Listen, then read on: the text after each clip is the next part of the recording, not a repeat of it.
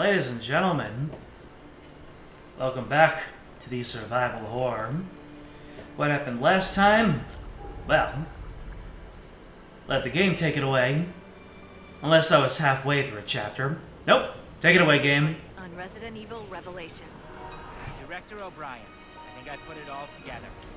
It was all smoke and mirrors, orchestrated by yourself. Absolute. Speed things up.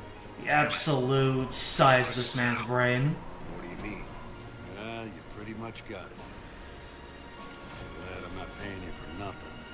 Director O'Brien was pretending that Veltro came back to get into Morgan's head. We'll take care of the virus. Meanwhile, Chris and Jill are off eradicating a virus in a laboratory. It's a Resident Evil game, alright? Hey, quit! You want to die with your machines, idiot? Hold up! I'm on! Your destiny is in my hands.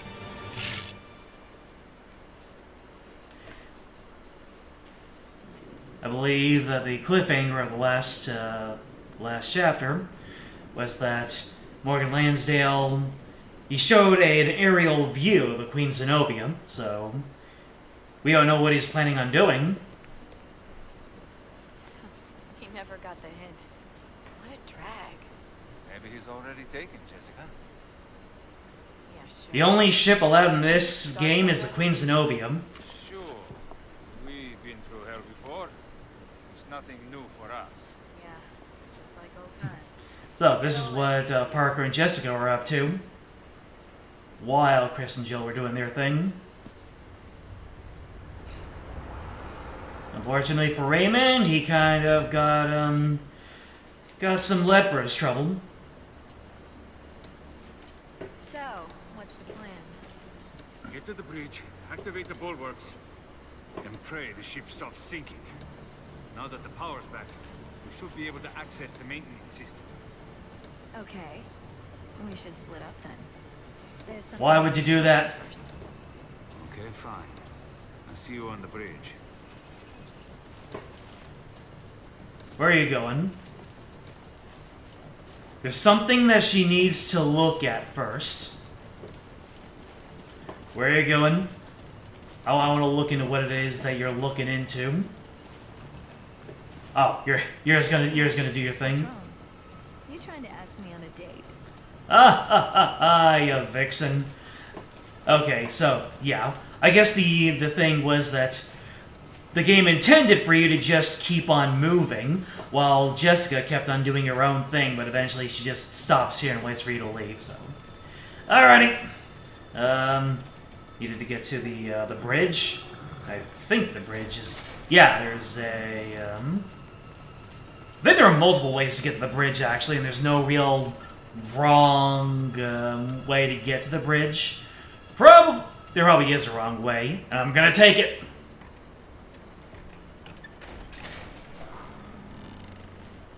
Oh man, I really should have made the silly title be Resident Evil Saturations. Dang. My chat is smarter than me. And probably more handsome too. What have I got? So I've got a machine gun, I've got my pistol, got my machine gun, and I got my shotgun. Ryan here. Did Raymond tell you everything? Yeah, he told me, boss. And you know what you have to do. O'Brien out. Oh my. Yeah, boss. I do. Uh-oh. Whoa, no. No time to contemplate moral complexities right now. We gotta armbar some hunters.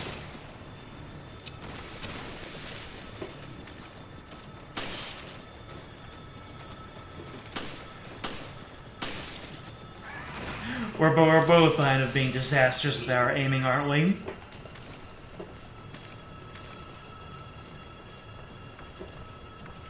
So, yeah, in the last episode, we realized that O'Brien has kind of been playing everyone like fiddles right now.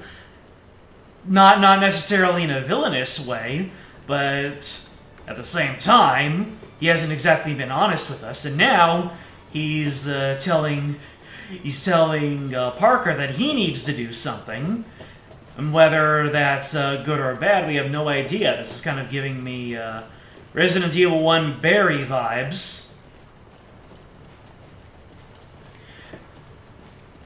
Oh my goodness. Well, you're blocking my way, and we got a whole bunch of hunters over here. Ah, come on. Damn these creatures. Always showing up at the worst times. You got any grenades on you, Parker? Yes you do. Alright, let's go ahead and stun you all. I have a feeling... Yeah, I can just run past you. No, I can't. I took advantage of some iframes there. Anyways, y'all can keep having your party there. Oh no. You saw that animation, right? Where the hunter went, spread his arms akimbo. That means he's about to activate his one-hit kill. Oh! Are you kidding me right now? Okay, looks like conflict was inevitable. And unfortunately, I don't have a... Uh-oh, I'm gonna die. Yeah, I'm dead. Alright. What he should have done is kept on moving. Man. Fighting that enemy in that close quarters without your choice of a sniper rifle. Come on, man. Yeah, I only have one healing item.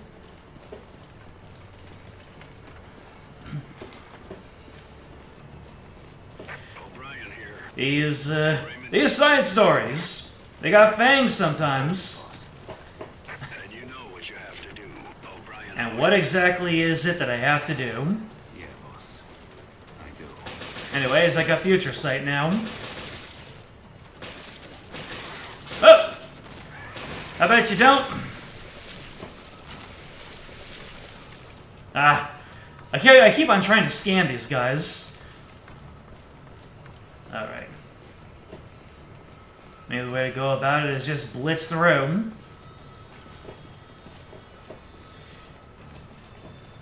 Peace was never an option. Apparently, the game really insists they stay and duke it out. I recall that this segment is actually pretty short. It's a new type. Damn these creatures. Always showing up at the worst times. Ha! Alright. Funnel you in so you guys don't use your actual hunting skills in order to surround me. Alright. Can I just lead you around? Yeah, if I can just lead you out of the way and then juke you, that'd be great.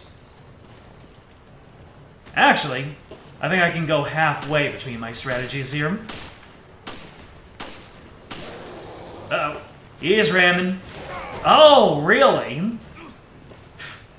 I guess the only way to avoid that properly is to do a actually do a dodge. Actually do a quick time event dodge. Not a quick time event dodge, but a berry. What do you call it when you dodge out of the way? No worries, Sam. Also, hello, James. They're just going straight for the big attack. That took fighting lessons from Sand Undertale.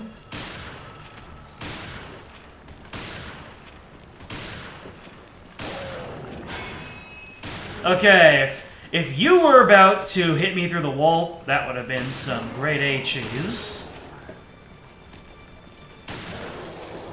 Uh-oh. Dodge through! Yeah, that's how you're supposed to do it. Alright, you're gonna give me the way, then I'm moving in. And I think as soon as I make it to the bridge, this chapter's over. Where are you? I'm almost at the bridge. I'm already here. I'm going to start lowering the bulwarks. That was fast. You're just slow. And you owe me another dinner. That reminds me, I never got you that drink. That was a year ago. That's fine. You can make it all up to me in one big spending spree. Okay, fine. Just sit tight and I'll be there soon. What a character you are.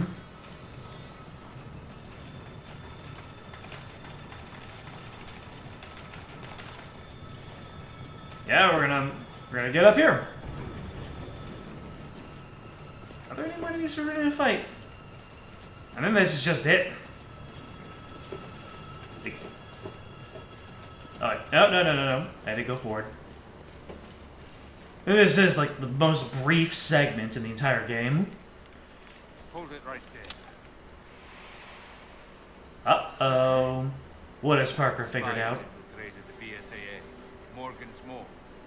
Maybe you. That's what Raymond told me. Oh, the intrigue. We don't have time to... Parker, subdue that. Look who's still up. But you were... He was wearing Kevlar. Self-destruct mechanism to destroy the evidence. What?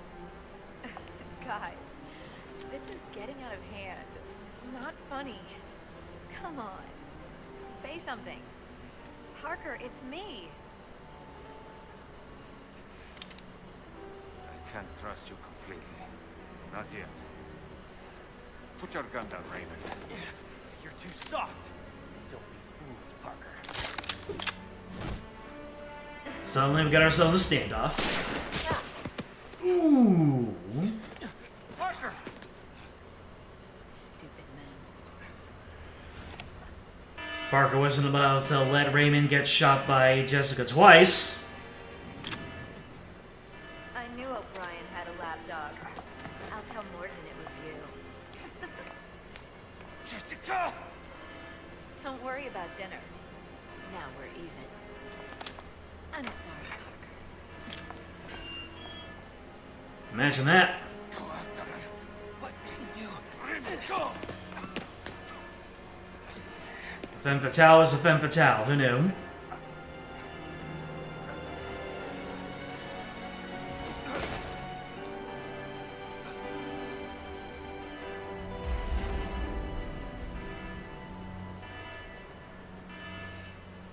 They really didn't have a way to shut down the whole self-destruct sequence.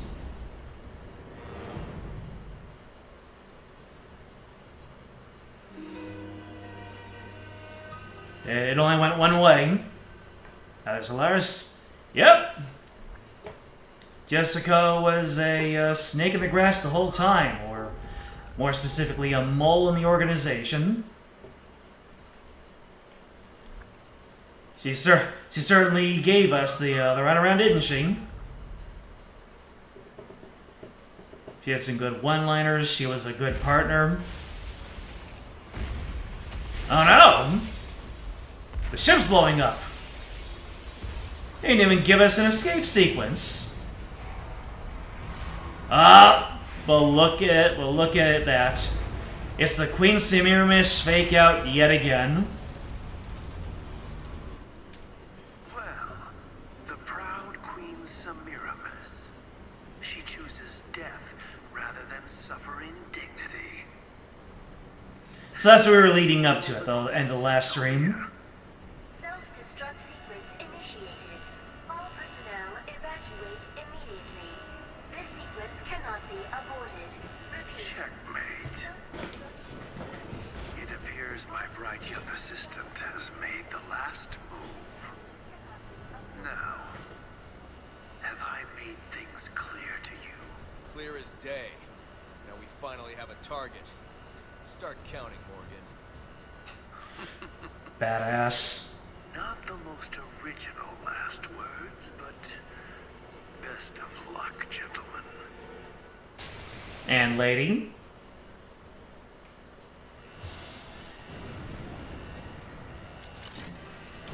Chris! Right. First, we gotta get out of here. Yep, here's our escape sequence. We were bamboozled, and quite possibly deceived. This is Adhering, Crook here at your service. I'm on Well. Needs are no It's Kirk!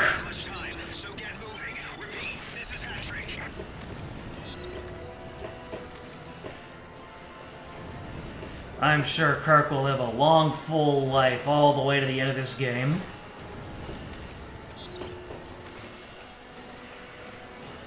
Jill, foredeck is this way.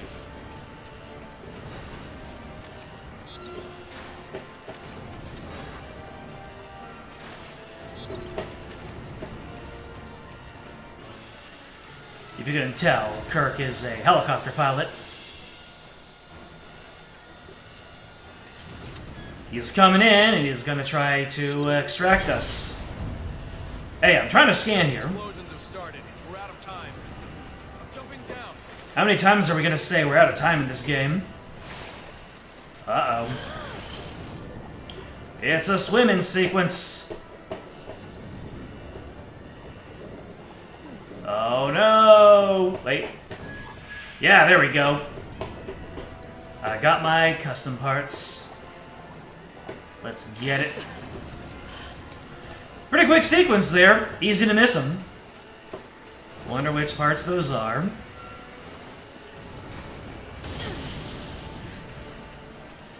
Ah. And we got a handgun ammo case. How many freaking fanny packs can one person have on them?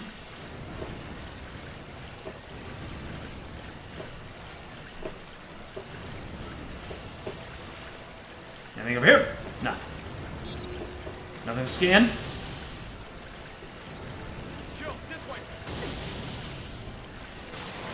Ah, shucks. I'm okay, but I can't get through. I'll find a way around and meet up with you. You can easily slip through here. Look at this. Unfortunately, we are video game characters. Wait a minute. Who is that?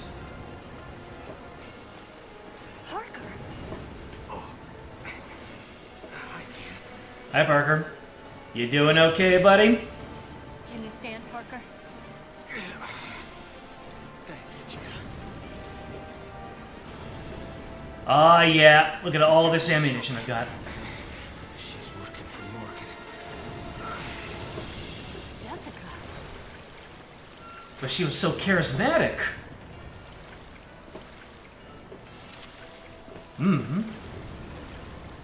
A big red barrel.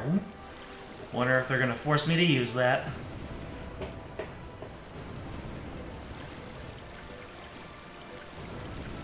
But yep, I can only use my handgun while I am... We're not getting past that. Oh, here we go. Shit. Can't we turn it off or something? I can only use my handgun when I'm using one arm to support Parker. Yep. Here we go. Don't get cocky.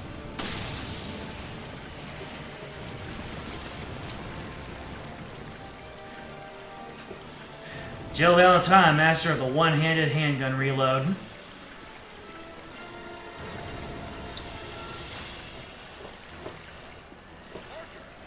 Chris, I'll explain later. Just back me up for now. Roger that. I'll take the lead. Follow me. No, it was fine. There was just something behind you. I took care of it.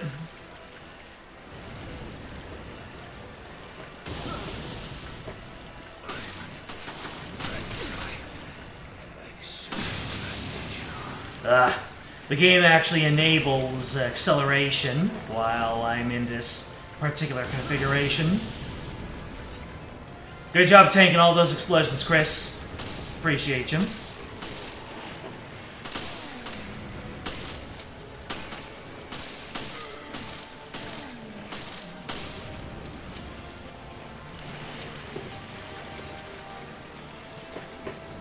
Chris, we may not. Yeah, I know. But we're not leaving anyone behind. Time to fight like men and women who dress like men. And men who dress like women. Because that's what he said in Rebirth. Uh-oh. Frame rate dropped. Things are getting cinematic.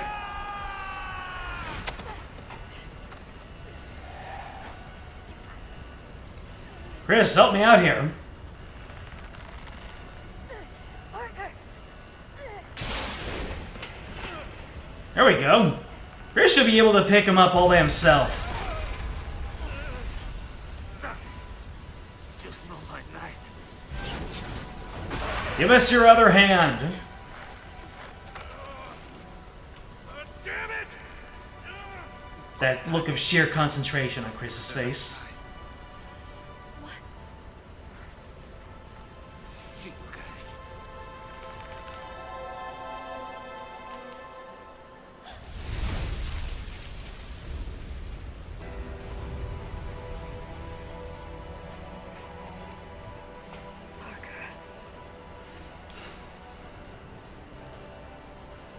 Jill, we have to go.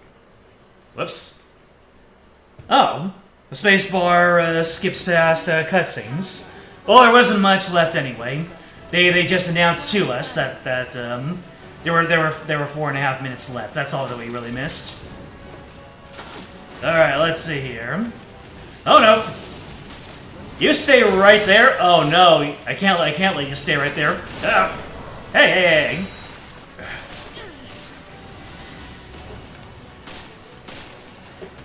Let me see here.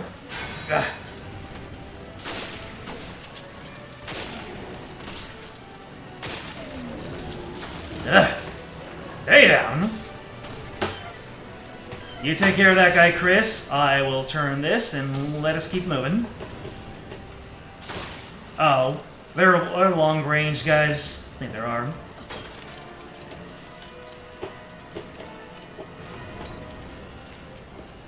No time to check around for collectibles. Oh, there. Oh, yep. There he is.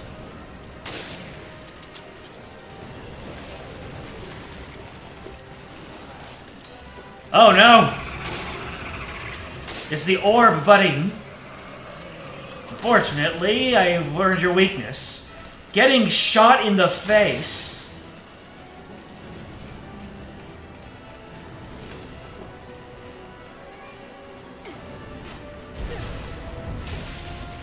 Oh boy. Alright, don't need to care about that crate. See you later, friendos.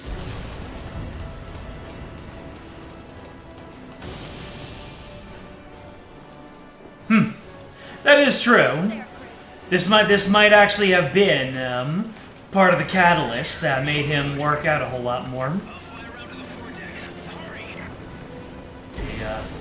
Yeah, the incident at the Spencer Mansion. Oh, look at that, my mini-map now says error. Run, Jill, run! Yeah, the incident at the Spencer Mansion, and yeah, the second incident at the Spencer Mansion, which we already know about from Resident Evil 5. Whoa. Move! The ship is sinking! And that ain't just sinking thinking. Whoa, no! Oh my god, really? I believe on insanity mode that that ship is an instant kill if it hits you.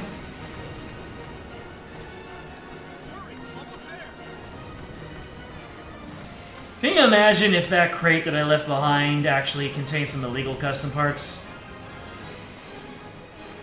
Rip Parker, indeed.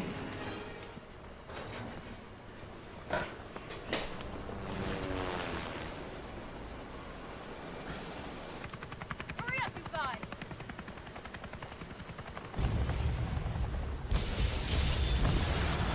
Uh-oh. No! Get away from here! Oh, but that wasn't Kirk.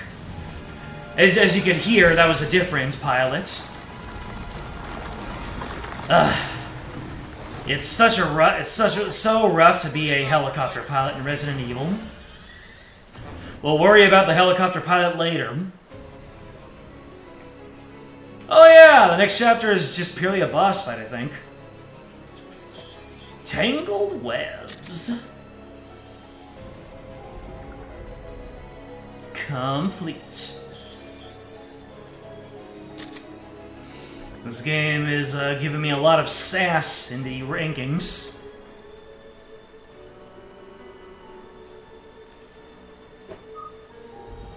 Wait, what? Proton John streamed with DC Douglas? When did this happen? I remember that Resident Evil 5 was one of Proton John's breakout Let's Plays. Previously on Resident Evil Revelations. Hasn't even been half an hour, we're already doing the previously thing. She's trying to activate the ship's self-destruct mechanism to destroy the evidence. Self-destruct sequence initiated. It appears my bright young assistant has made... I'm gonna punch you in the face, and to prove that, I'm gonna punch this other person in the face. I made things clear to you. Jessica! I'm sorry, Parker. Ah. Cheeky ma'am. See you guys. About 2 years ago. Dang. Huh. I thought I was subscribed to Proton John. Unless that didn't happen on YouTube. I imagine it would happen on Twitch if they streamed it. Twitch is the place for streaming. At least small-time streaming. People get... I remember people saying that if you're already big, you stream on YouTube, but if you want to get discovered, you just stream on Twitch. So, technically I'm doing the wrong thing right now, but you're all here, and that's all that matters. Episode 11, Revelations. Oh my. The name, the subtitle of the game. Extraction is not possible at this time. I'll execute a holding pattern. Patrick out.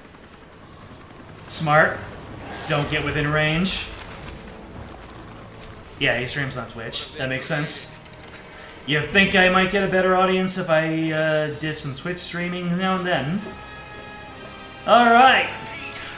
Time for us to take on the big man. Time to take on the parasites.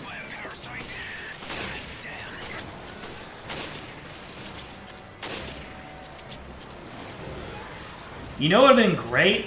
If there was a...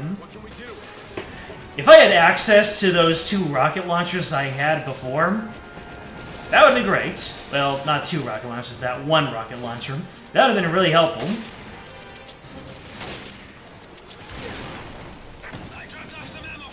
Oh-ho! Did Kirk hear my pleas for a rocket launcher? He did. Let's go. Come on, bring him out. I want to play. Anyways, yeah. That's 1 down. Ah! Well, that guy just struck out. Barely any tell. Well, no. Or maybe there is a tell, and I just haven't been looking for it. Uh-oh. Not these things again! Kirk, you're a blessing on this world. Give me that rocket launcher. Rocket launcher. And what's this? Another rocket launcher. Another rocket launcher. Man. These Resident Evil helicopters carry infinite supply of heavy artillery.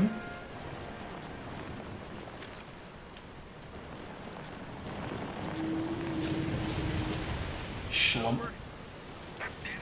Did you really jinx it, Chris? It's never over. It's just over for now. Anyways, there we go. Good boss fight.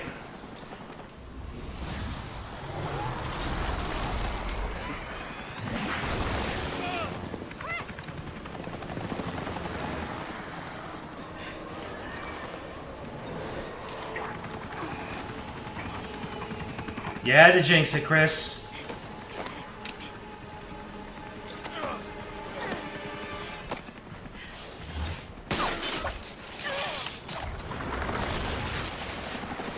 There you go.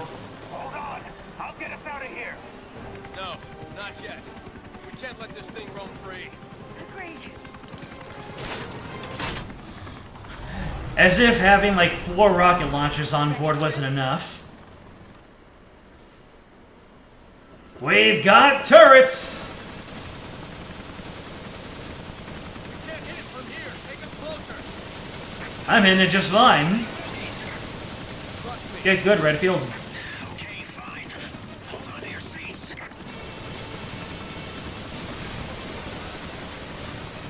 Oh, wow. That grenade did a lot of work.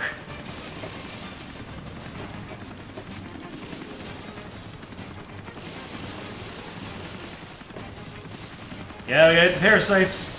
The obvious weak points.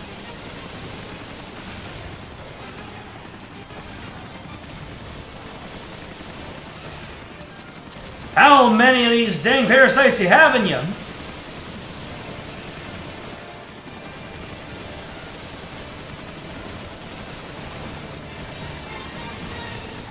Certainly more than a pair of them.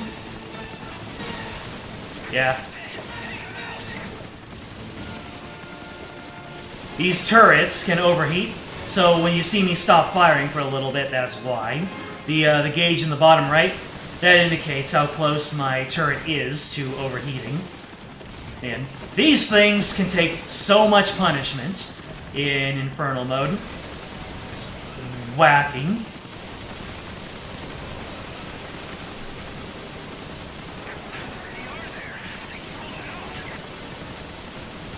My thoughts exactly, Kirk.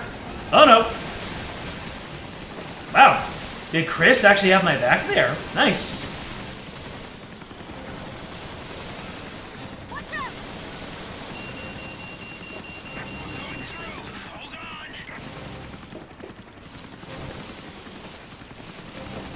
Oh, I wasn't looking the right way.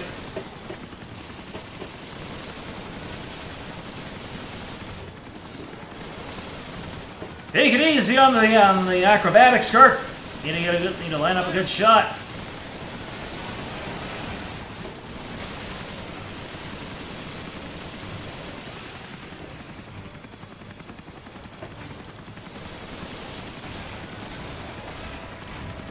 Yeah! Grenades doing work.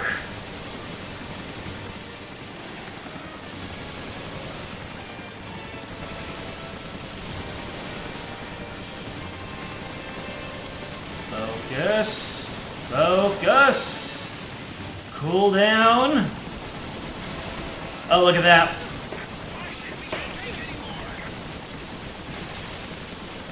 Yes, we can. The funny thing is, you can heal using an herb in this segment, but it's supposed to be the helicopter getting damaged. So, in universe, helicopters can get healed with herbs.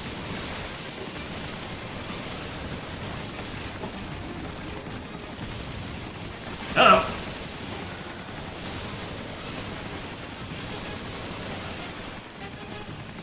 Alright, we done with Gooch? Uh-oh. Looks like the Parasite Prime's about to come out. That's a bunch of them.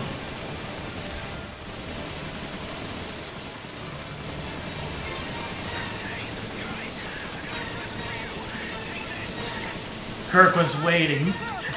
Kirk was waiting until they, lock on! E! Use the power of E! Kirk knew we had to goad him into opening his mouth, otherwise we couldn't use the ultimate weapon any sooner. You could get so much punishment into these guys. Pow. And that's all she wrote for the Zenobia. Yep, this is a point of no return. If there was anything on the Queen Zenobia that I missed, I'll have to wait until New Game Plus. On our way out. We lost Parker. Jessica took the whole ship down. The FBC, well, Morgan, was one step ahead of us the whole way. Yes, I see. Yes, I This see. could all be a mistake. My mistake. Come clean with us, O'Brien.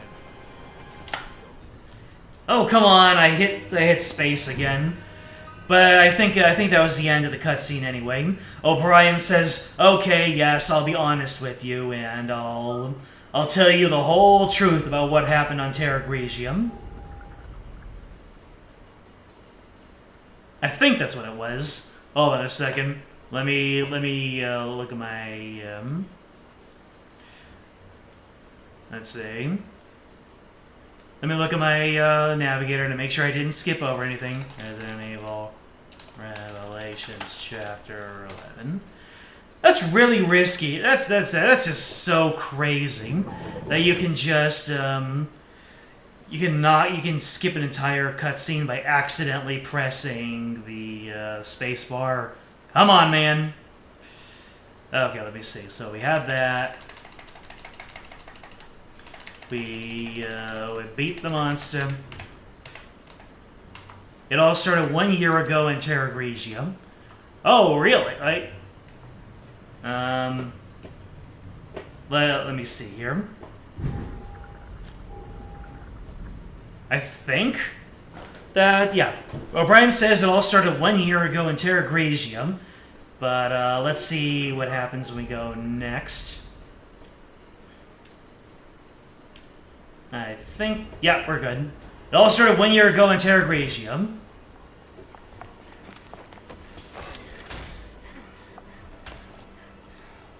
So, in case you can't tell, this actually happens prior to the other flashback sequence.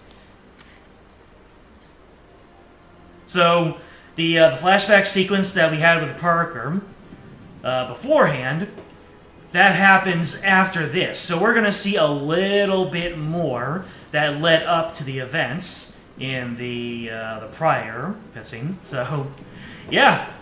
The first flashback sequence at the very beginning. Right. We should get to the command room. Oh no! Are you serious? We have to hurry. Your HQ is done for. Ah. Really? I hit him with every single one of my bullets. I think they were trying to give us a survival horror moment. No bullets and only one heal that you had to fight to get to. Anyways. Commissioner Lansdale was right. Yeah. The boss has pushed for an expansion of the FBC's purview. This is just the kind of thing he was warning the world about. And this incident will bring the crisis to the limelight. It could be good PR, really. Yeah. Maybe the international community will finally get the message. The FBC has a lot of growing to do. That smile Jessica has on, it takes on whole new meaning now that you know what she was up to the entire time.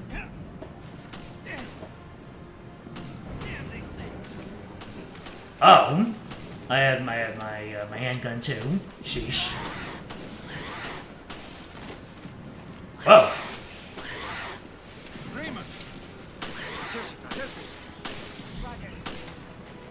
Alrighty. Ah, hanging ammo. Thank you. Yeah, they really wanted to promote that survival horror in this segment. What? We have to get rid of them. More handgun ammo.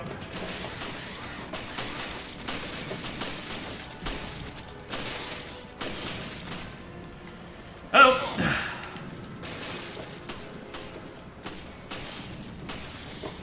Raymond, move out of the way. Trying to make some room. Yeesh. I think that's the last of them. It's okay, I'll be fine. You're hurt bad. Yeah, this is little cadet Raymond. Him a shoulder. Parker? HQ has told you to leave. But I can still fight. You're not convincing me. Come on, grab on. Right after Jill did this for Parker, we realized that Parker did this already and he paid it forward. We have to do something. Heavily outnumbered. We have to regroup.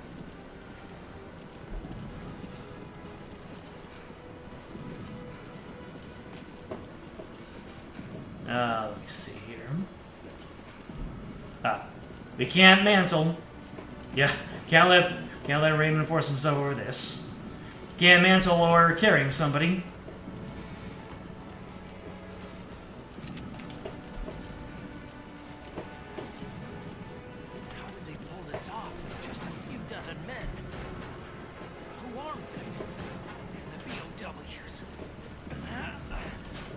Raymond is so full of righteous rage.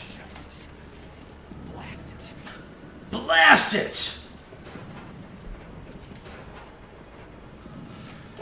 You're trying to become a protagonist there, Raymond?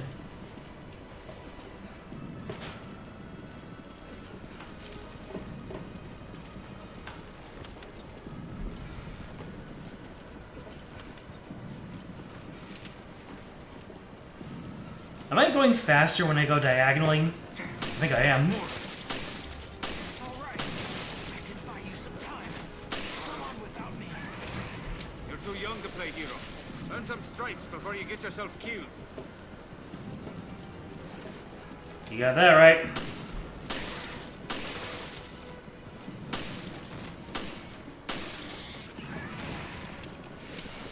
Maybe if you were hanging off a a cliff edge and keeping me from escaping, that's another thing.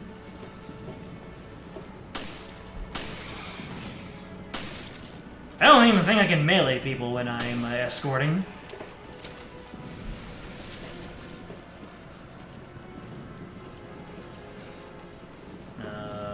Where is the drop-off point for Raymond here? Items. Okay, you just hang on there. You nurse that wound, Raymond. I'm going to do a little bit of reading. I'm going to get some literature in. FEC's charter. The Federal Bioterrorism Commission was founded by the U.S. government to be the enforcing agency of the guidelines set forth in the National Species Protection Act. This document outlines FBC's charter and the responsibilities of its members. The FBC is charged with protecting the United States and our interests from biological threats. Our organization will work with other countries and their respective wildlife protection organs to guard public health. As such, we are tasked with ensuring the biological safety of the public at large. The duties of the FBC members include the research, training, and support of the biological community. Policies will be fomented on a needs-only basis, with any additional budget expenditures and extraordinary activities being approved by a plenary session of the Wildlife Protection Committee. So yeah, the FBC that Morgan Lansdale is in charge of, it's United States only, and it is full of bureaucracy.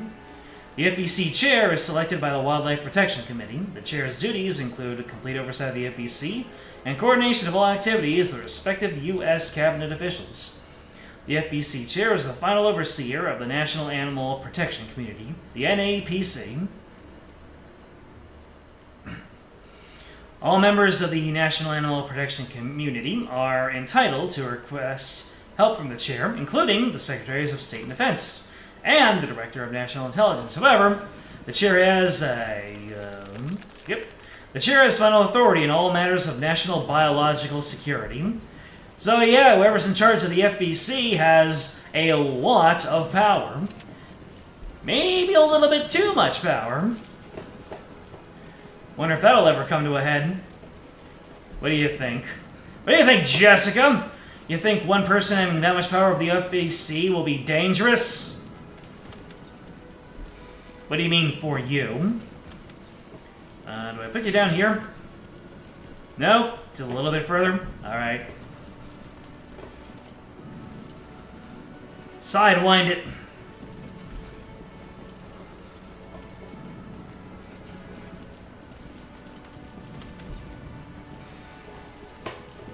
Monster dude did the illest flip. Ah, yes. The hunters when you stun them. Gotcha.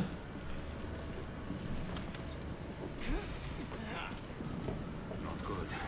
You're losing blood. It's too dangerous. He needs immediate first aid.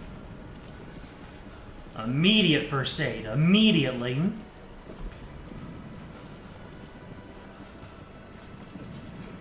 Feels like I go fast when I go diagonal. Ah, you're okay over here?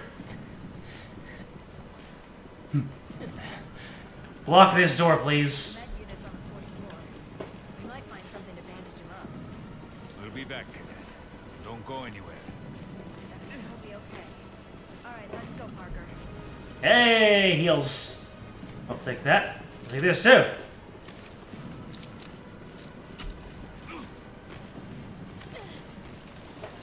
I love Parker's machine gun. The fire rate on it is so satisfying.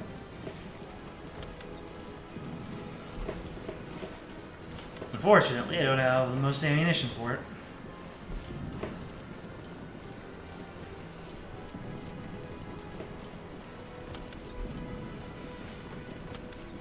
So Parker, it's nothing new, but aren't you a little hard on the new guy? You mean Raymond? The only way those guys will grow up is with a little towel snapping. Towel snapping. Okay, fine. Guys and your little games. Love how they phrase some things. A little towel snapping. Like literally winding up a wet towel like a whip and... What kind of image is that, Parker? What are you trying to put into my head? In Jessica's head. Oh my goodness. Serious.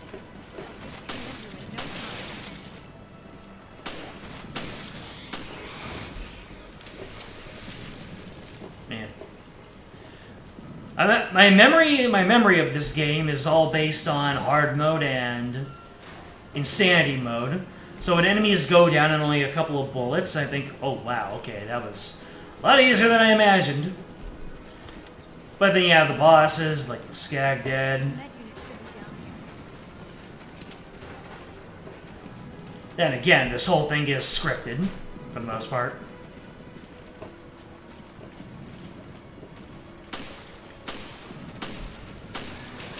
Oh. Thinking you're clever.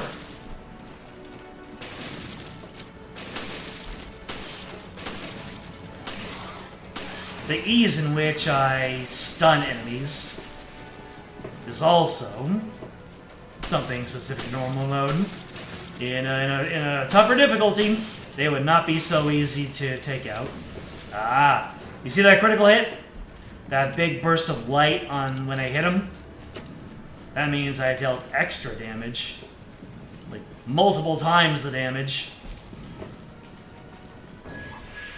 Oh, tourniquet! Here we are. Just what I need. This should do for the meantime. Yay! Oh, machine gun ammo for hours. Let's get into it. We're gonna have some fun with this thing. Okay. A Grenada. God, more hunters. If you can hear me, get back here now. Raymond's in trouble. We have to go back. I Uh-oh. knew that rookie would be a pain in the ass. Ah! Take it out on I tried to dodge.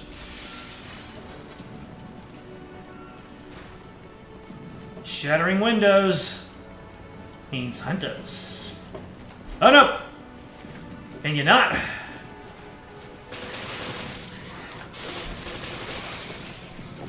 Sick flip, bro. Armbar! I took you both out. How do you feel?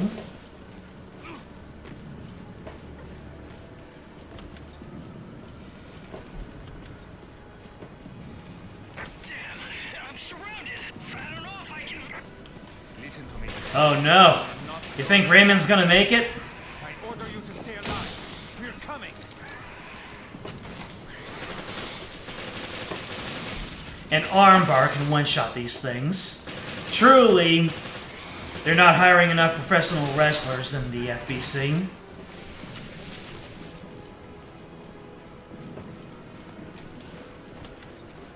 Get El Stingray in there. He'll take care of your bioterrorism problem single-handedly. My goodness! Held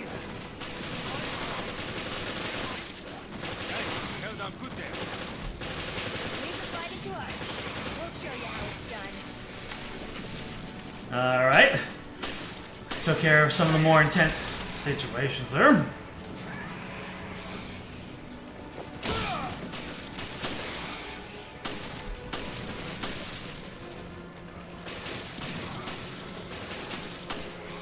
Whoa.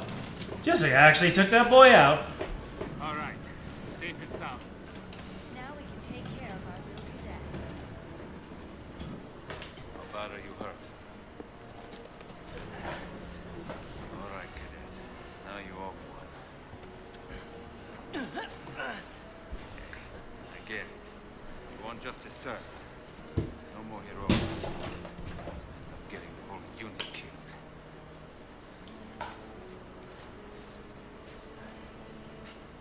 Raymond is supposed to be younger, but he looks like the oldest person here. Yes, sir. Okay. That should ease the pain. Then again, they probably designed him that way to keep his allegiance ambiguous. Follow us. The elevator to the command room is right there.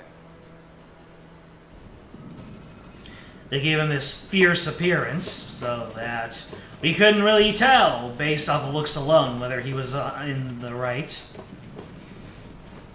Was he on the straight and narrow, or is he bad like Jessica? I mean, he's bad like Jessica, but is he a villain? Oh no! He is going in for the kill, and I have no interest in that. What? You got me with a backhand! Was not expecting that.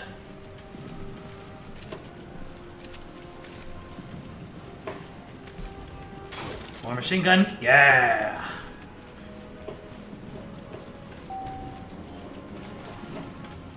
Jessica, what's taking it? Hurry up.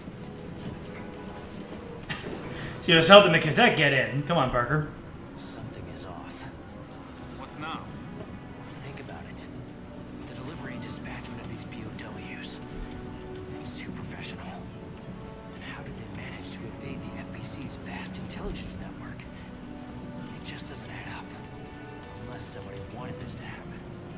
Cadet, you're stepping out of bounds. We're not here to investigate this thing. We're here to resolve it. It's... What was that, Pucker? But everything I've said, it's sound. It sounds like Maverick talk to me!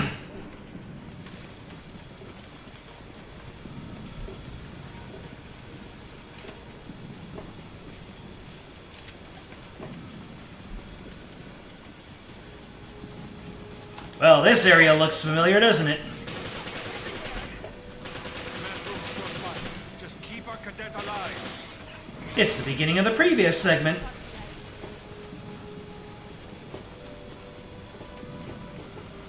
Ooh, lots of ammos and heals in here. Looks like we're gonna have to hold out. I can feel it, a holdout sequence. Uh-oh. I hear them hunters. No time for professional wrestling moves, except for when there's just one of them.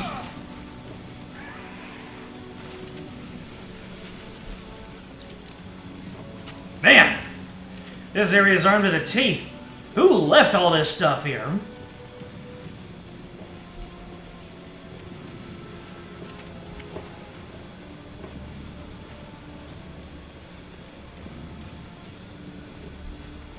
Raymond, you get into the command room. For some reason, it's the safest place to be. He hasn't made it yet. Give him some cover.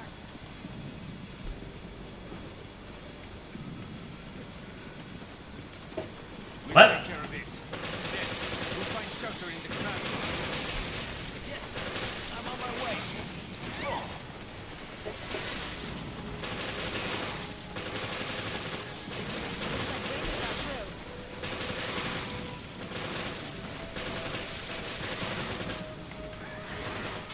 Ah! I keep on thinking I put enough distance, but I never do. Hunters have range, they have reach.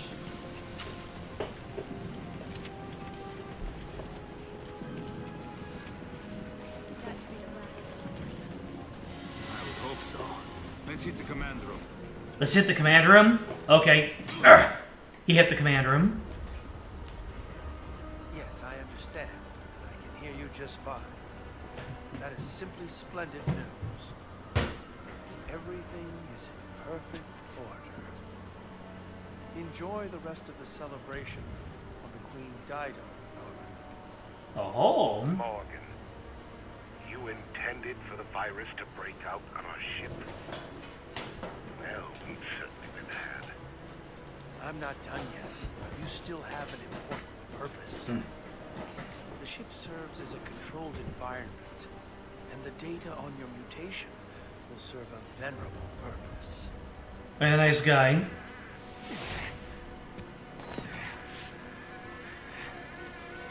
The boldness of your self-absorbed ambitions is impressive. I am always disgusted by what you Americans can dream up. I will take that as a compliment. We knew that you could end up being a liability. What a deliciously evil villain. We kept video records of all of our interactions. If they go public, your life is finished. You may do as you please. Use of the satellite has been approved. The new virus will be completely eradicated. You bastard!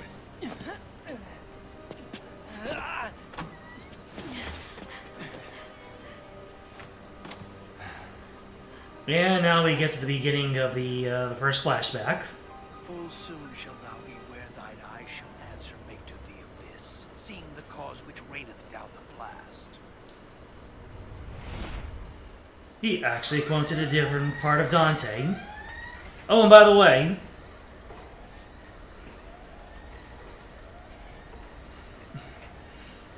Parker's not gone yet. I lived, friends. Jessica has escaped. We were so close. Hey, sorry, Raymond. You were right. All along. Yeah, Parker was thinking back to that moment when Raymond was doing his tinfoil hat thing, but it wasn't quite as tinfoil hat as we imagined. Now it's my turn to save you. Come on. We're getting out of here. That's the spirit, cadet.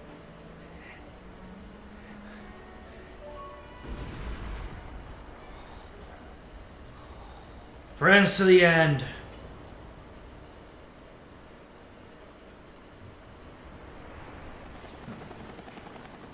Raymond realized that Morgan was not who he seemed, so we set this trap together.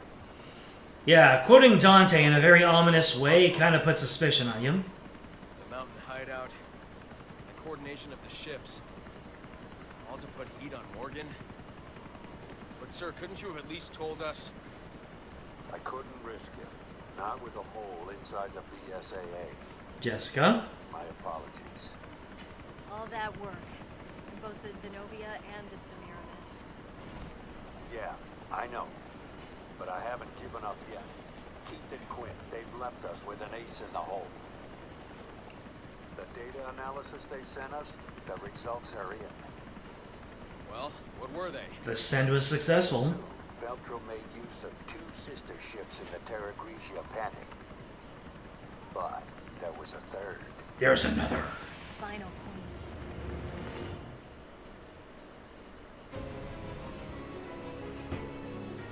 That's right. And if you recall, the flashback already revealed to us the name of the third queen.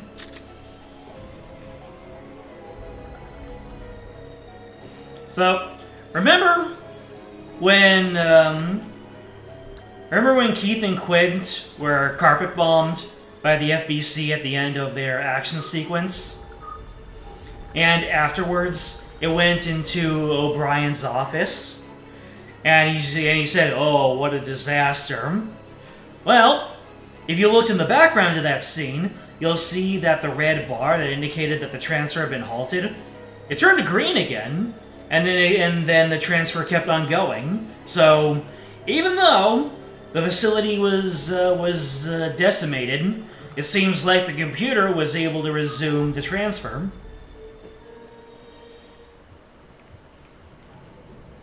Previously on Resident Evil Revelations. Come clean with us, O'Brien. Don't leave anything out. Everything is in perfect order. Enjoy the rest of the celebration on the Queen Dido, Norman. Raymond realized that Morgan Oh, was not he gave it away right there. So we set this trap together. The Veltro Revival Act. The mountain hideout, the coordination of the ships. All to put heat on Morgan? But I haven't given up yet. They've left us with an ace in the hole. Oh yeah, I forgot they even pointed it out. So if you go back into the previous stream, and you look at that cutscene, that happens there as well. By the way, the queen is dead. Oh, man! Oh, man! Now that we're north of 2023, this that's a funny coincidence. Well, not a funny coincidence, actually quite tragic, but that is something. It happened in 2023, right? Yes, Queen Dido. She's been resting on the ocean. That title aged interestingly. There you go. Which means we'll find her. The Terra Grigia.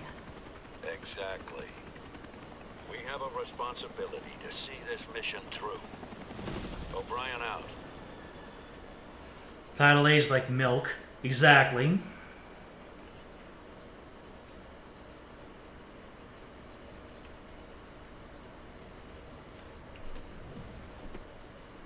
And there's that sample that we found at the beach.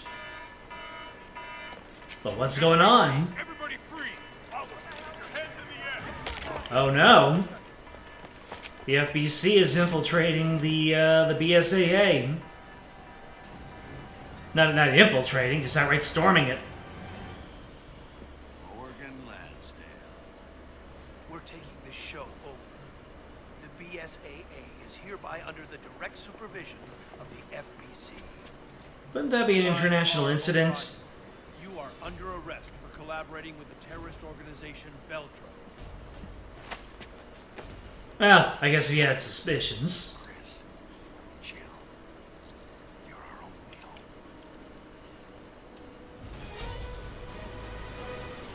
So yeah, Command is kind of out of the picture now. There it is.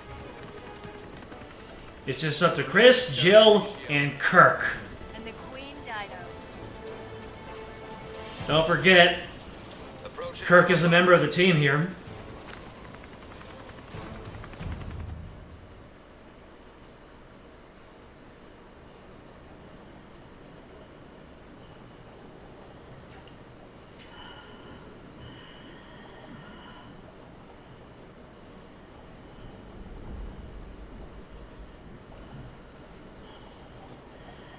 The Queen Dido, the third of three queens. Queen Dido. The third queen.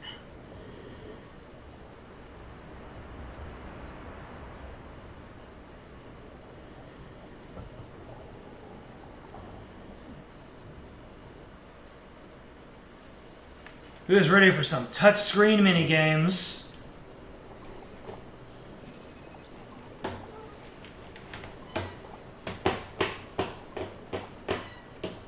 Yeah! Turn that wheel on the bottom screen, Jill. Hey, we got stuff. Ah. And I don't even need that. It's funny how they give me ammunition, and I don't think I use any ammunition for the longest time.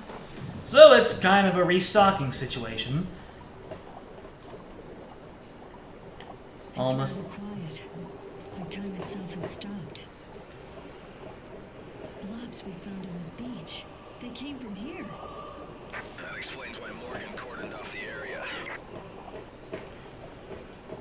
Yep. So, you know these blobs? Like they said, they revealed that Jack Norman, the leader of Veltro, he was on this ship, and all of his crew, like a whole bunch of Veltro people were here, and Morgan Lansdale said that the transformations, like, you see that? That's a Veltro agent, and the Veltro agents, the effect of the virus on them, it turns them into the blobs. So the blobs were exiting this ship and going onto the beach. Those blobs were all Veltro agents. They really want to... Oh, look! Fishies! Don't know why it's all sharks. Maybe they were attracted here by the scent of all the blood that's in this ship. Yeah, seriously, it's all sharks! And I think my blood theory has some merit. Oh, legal custom parts. I didn't see those.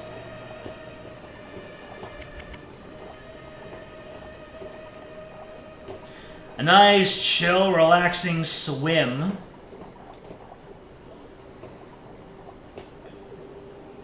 Or is it? Something's still alive. Careful, you won't be able to fight them off underwater.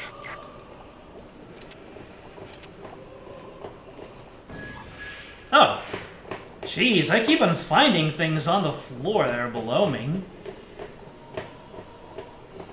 And yes, since we're in diving gear, we don't need to worry about our oxygen.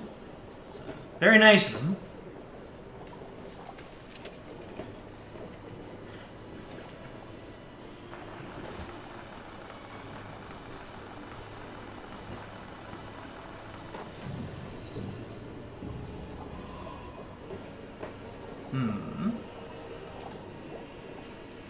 Yep, on the 3DS, all these required a little bit of touchscreen action instead of just having it just be auto. This door's got an electric lock on it. I hope the emergency power still works. Hold on a second. The wires are all pulled apart. I'll fix them.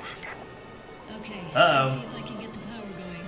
Look, it looks like partnering up with Jill Valentine gives you a new pastime of standing around and fixing things.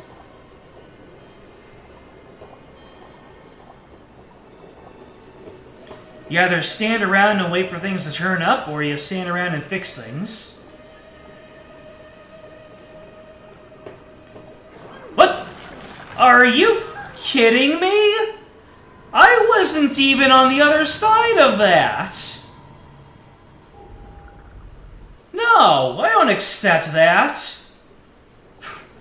Alright. I guess I gotta give it a wide berth. That's a switch over there. I gotta go on the other side. And apparently these guys can go through walls!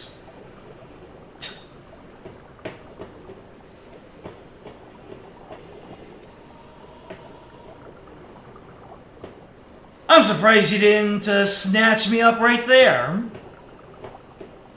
This game and its hitboxes.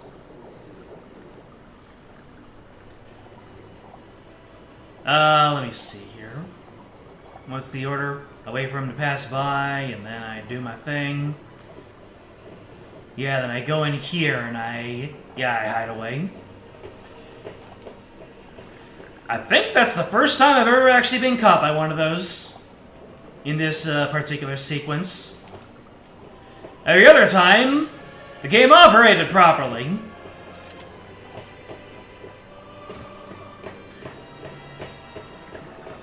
Don't take anything I say while incredibly salty too seriously. Like I keep on saying, I am a complainer. I probably was poking out just a little bit. Enough! Jill is the master of unlocking. You'd think she'd be the one to hang around and fix things.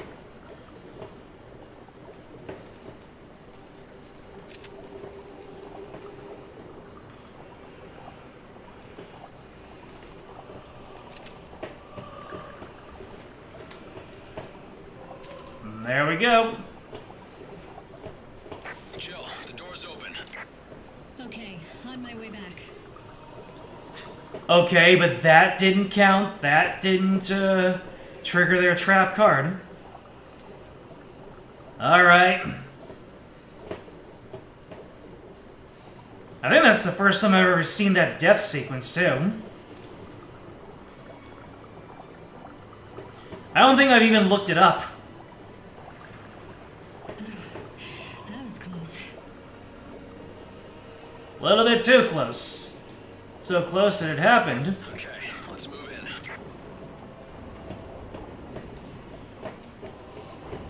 Don't worry, Jill Valentine has the echo. She only saw a vision of what could have happened.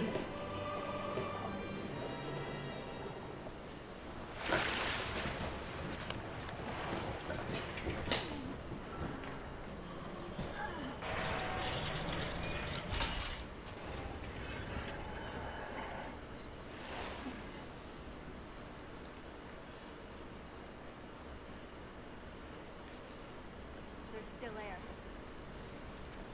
Somehow, there's still air, operating by some Pirates of the Caribbean logic.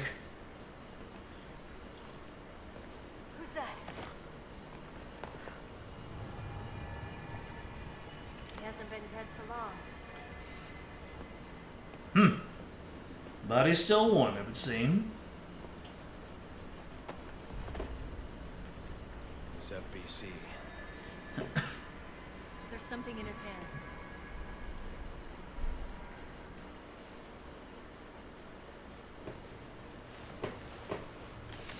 Alright, let's scan around, see if there's any last-minute collectibles. A voice recorder. This is Agent Dario Barioni of the FBC Armed Forces. The time is 1948. I request that this recorder be handed over to General Lansdale. If found by the next team. General Lansdale. My team is dead. Killed by the devil himself. We were unable to retrieve the video log. Our mission has failed. Veltro, they weren't sitting around waiting for death to come to them. When the FBC arrived, they were waiting for us. Even though Terra Gricio was a year ago. Thoughts of revenge kept them alive. So, yeah. When Jack Norman revealed that he had the video logs of all their interactions, Morgan Lansdale decided to just go straight in and grab those logs for himself. He sent a team down into the Queen Dido.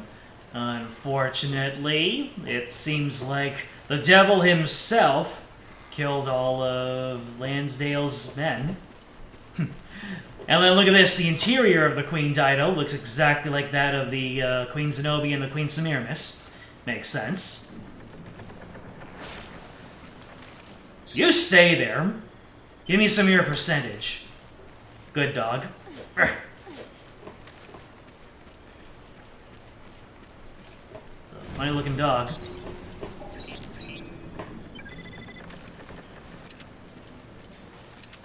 Well, let's see. Wow. 30 rifle ammo? They're arming me for war. And war is just what I might find.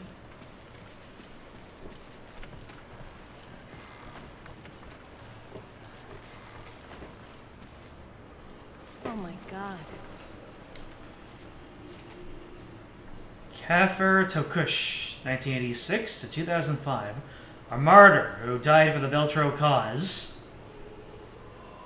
He's 1 year older than me.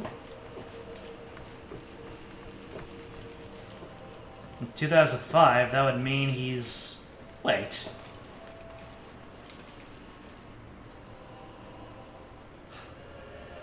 That's a kid. That was a kid. Ekrem Ataizi. This one was strong of will. He almost fought off his mutation. Ugolino Baronio. Not only loyal to Veltro, but also a loyal friend. Rest in peace. Gilberto Leone. His love for his wife was matched only by his love for Veltro. I know we say they had a family in a funny way, but he literally had a family. I will always serve the cause, even if I'm no longer myself. May your children grow up in a world not corrupted by lies and deceit.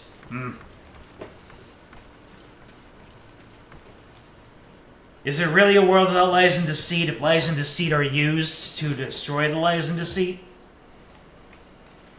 Dante. The Divine Comedy. A passage has been underlined.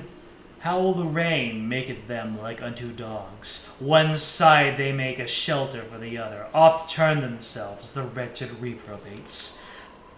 Okay, Canto 6.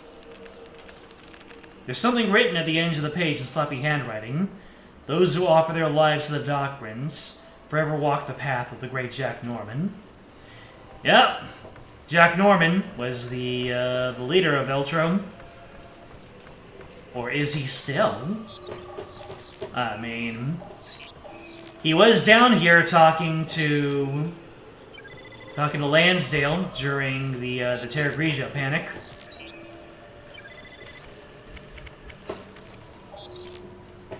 All these herbs and ammo are great, but you wouldn't happen to have any more Magnum ammo, would you?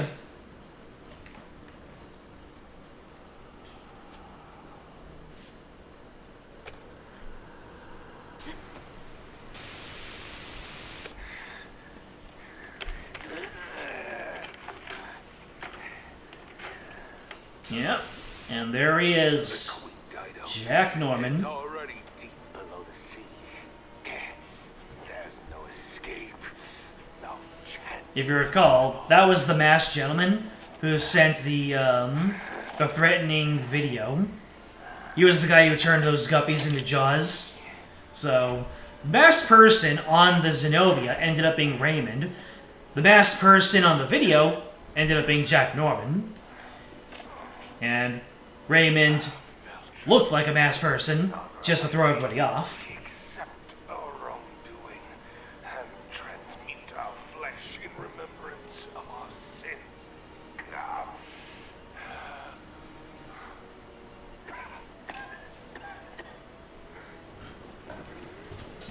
But for you, Morgan, never shall it be rest. We rise from the dead, a spirit callous and immutable force.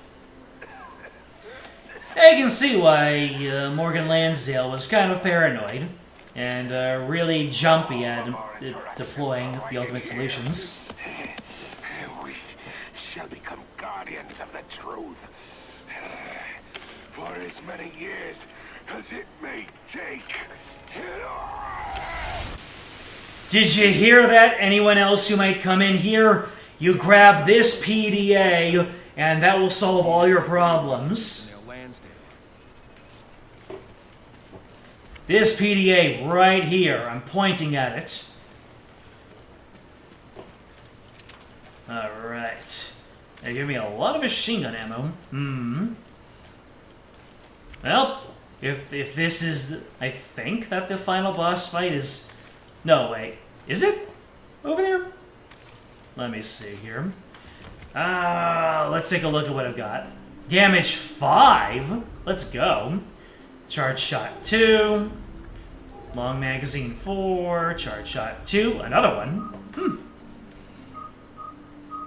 And let me guess. Charge shot 2 is not... Yep. That's only for shotguns. I see. I'm gonna give damage 5 to the Lightning Hawk. And ups firepower, long magazine, bind days.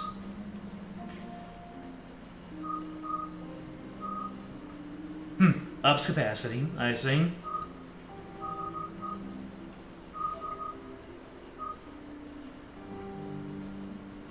I need stopping power. That's going to be really important for what's to come.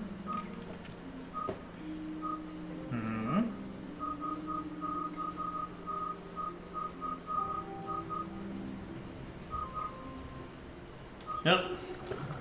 I think I have one more. Oh no, I think this is just the final descent. Vengeance of God. Oh, how much. Yeah, I'm gonna go ahead and It actually doesn't matter what I come in with. You'll see why in a moment. Alright. What 3 weapons do I want to start with? The sniper rifle is a good steady. If you kill a killer, the amount of killers in the world remains the same. I remember that quote. And I think people were really memeing on it because they'll say, yeah, but if you kill a bunch of killers, then it's an overall loss of killing. Which, not quite how it works, but I see where you're coming from. Because the thing is, if you can, because I think that the counterpoint to that is that if one person goes around killing killers, then they're going to inspire people to emulate them. So for every one person they kill, and they make a habit of it, then other people might try to go vigilante by themselves, and they're going to go around, and, you know, people who don't exactly go by your manifesto, they're going to take justice into their own hands, and the people that you might think are worth dying are not going to be what the imitators think are worth dying. I mean, you know, you'll probably rid the world of a killer, but someone else might go after someone innocent just because they don't like him. So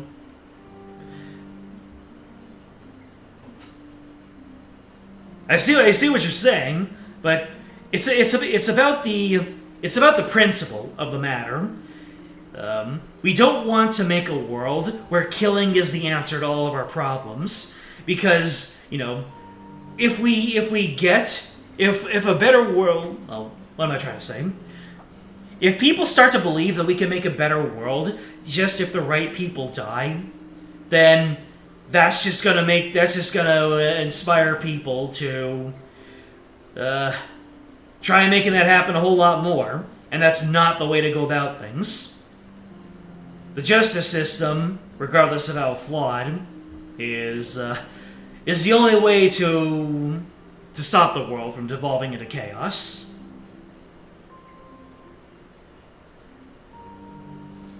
No, I know that you're doing a quote. I've seen those quotes myself, and I'm just weighing in on what I think about the matter.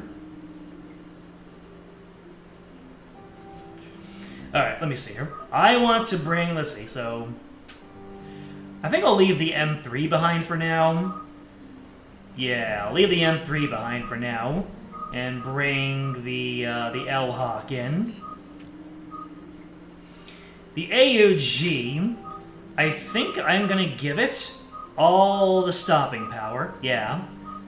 Who has the let's see, days stopping power? There we go. You? I'll take the stopping power off of you and put it onto here instead of days.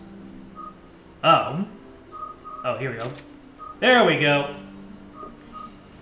Because now that I have 517 bullets in the chamber, that's gonna be good. Firing rate, damage. Yep, let's go ahead and do this. Firing rate, more fire rate, please. Loading capacity. Damn, that's a lot of load capacity.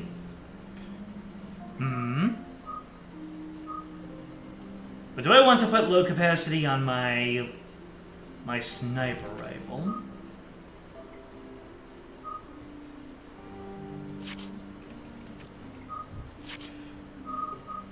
Let's see. So we have bind, we have days. Yeah, we'll put bind on here. As for the lightning hawk,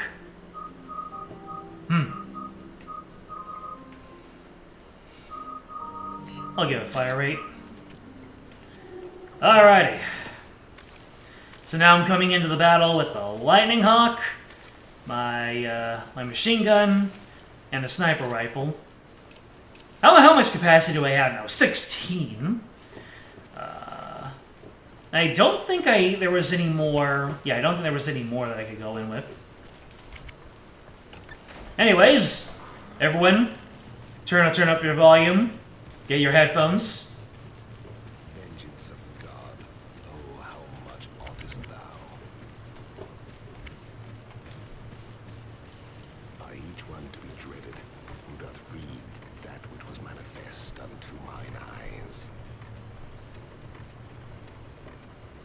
Yep.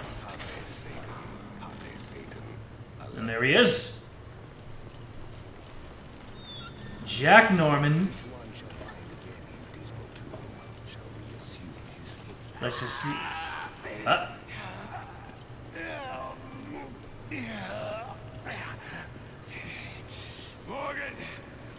Morgan Lansdale. How dare you cross Veltro?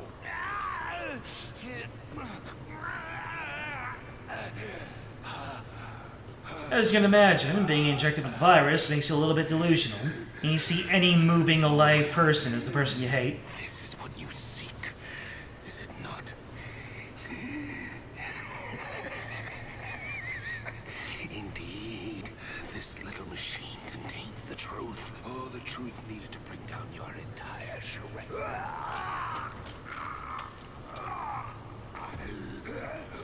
So, in the original 3DS version, that cutscene where it zooms in on Jack Norman, for whatever reason, his mouth didn't move. He just monologued telepathically. By the way, there's a box in here. They gave you a box before you got into the room, and they gave you a box in the boss arena.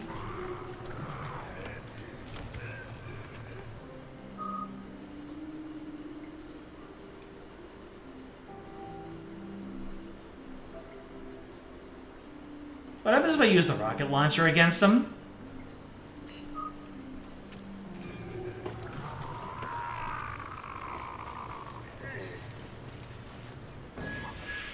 On this PD-8.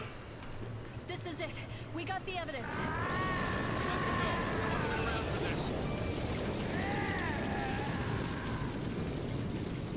Let's get out of here.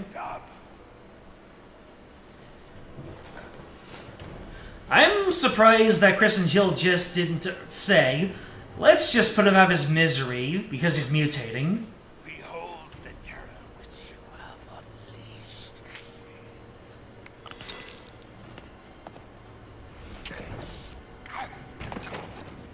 Well, he took the rest of it.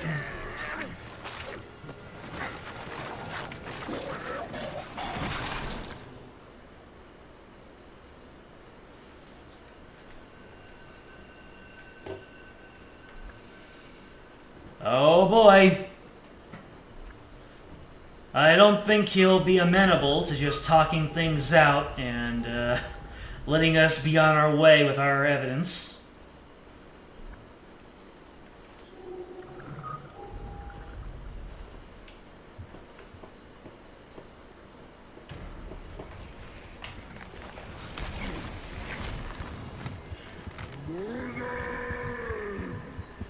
He became a tyrant. Morgan isn't here. It's no use. He's gone over the edge.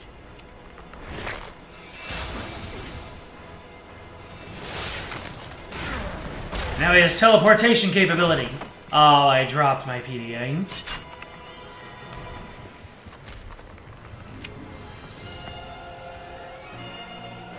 Alright, let me see here.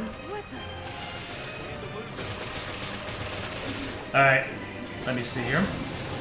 Yeah. Whoa, no. So what happens when I use the rocket launcher on him?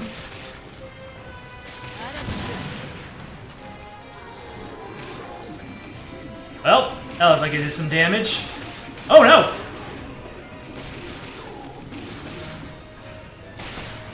And as you can probably guess,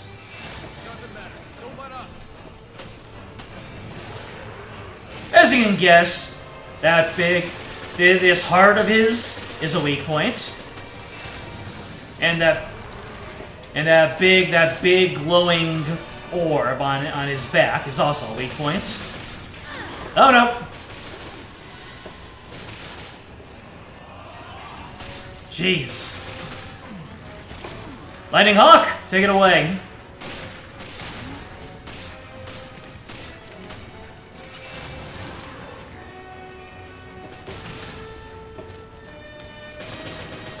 Uh-oh. No, no! What? Oh, good. Yep. So yeah, Norman's thing is that he teleports around. Are you body blocking me from hitting your weak point, you jerk?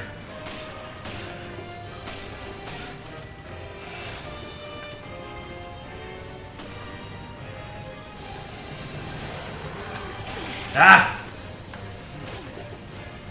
Yeah, his thing is teleporting, and it's kind of like a puzzle boss, really. So hard to tell. So hard to tell.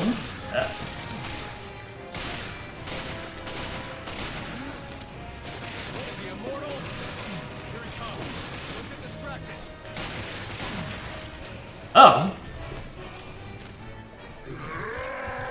I guess that rocket launcher did a whole lot of work.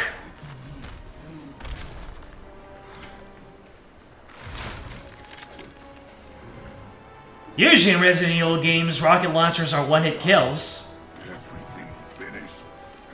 Finally, I can die. I can die.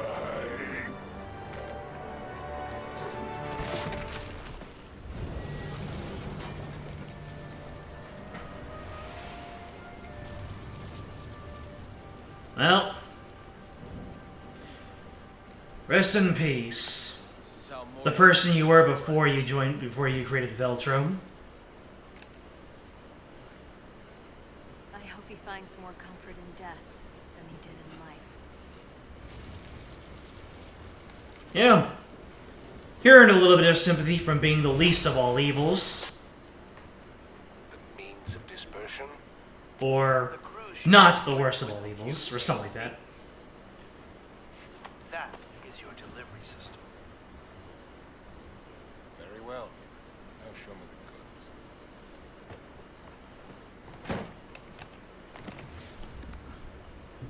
Bona fide T-virus. No vaccine. Not yet. Yes, of course. So yeah, Lansdale is the one who created the virus, not Veltro. Veltro were just a bunch of hired thugs to spread it around. By the way, can we get some GGs in the chat? That the lowly terrorists would receive a helping hand. Without the rocket launcher, that fight can go on for a long time.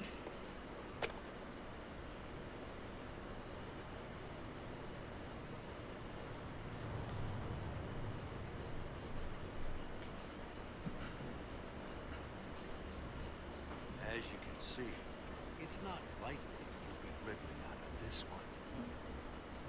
I seem to have What kind of incredibly powerful Wi-Fi or 4G did Chris and Jill have available to them that they were able to transmit that data? We're done analyzing it, so you can have it back. Director O'Brien, surely you understand our dilemma. Without the Terra Grigia panic, the ignorant masses would be unaware of the threat that lies before them. Yes, you may in fact be correct. No one has the right to detain me. The world required my guidance. It was all for the greater good. You're only fooling yourself. You said yourself, abandon hope, all ye who enter here. But I'm not Dante. You're not Virgilius. Morgan Lansdale, you are hereby relieved of your position as FBC Commissioner. How the turntables. Placing you under arrest on suspicion of conspiring with Veltro in the planning and execution of the Terra Grigia panic. Yeah, the FBC guys are just like, okay, yeah, there's no way we're remaining faithful to Morgan Lansdale after this.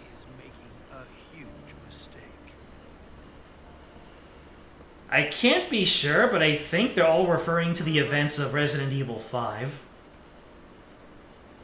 That's what Morgan Lansdale is trying to prevent, or get people more aware of. Yep. Basically, low-key Devil May Cry references, although Devil May Cry is based off of the Divine Comedy, so it's more like two franchises are making references to the same work.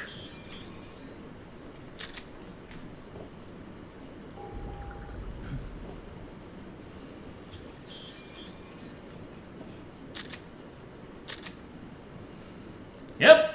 Now all the raid mode stages are unlocked.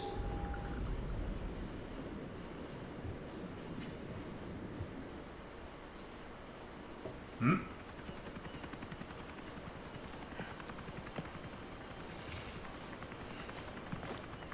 We can finally reveal what happened at Terra Grigia. Yeah, the cost was high. The BSAA will have to be overhauled. Yep, leading into Resident Evil 5. But how long will it last? Because I don't think Resident Evil 6 was out yet. After Morgan Lansdale's arrest, the FBC was dissolved, and the majority of its agents and resources were transferred to the BSAA. The BSAA would then be reformed into an anti-bioterrorism organization under the auspices of the United Nations.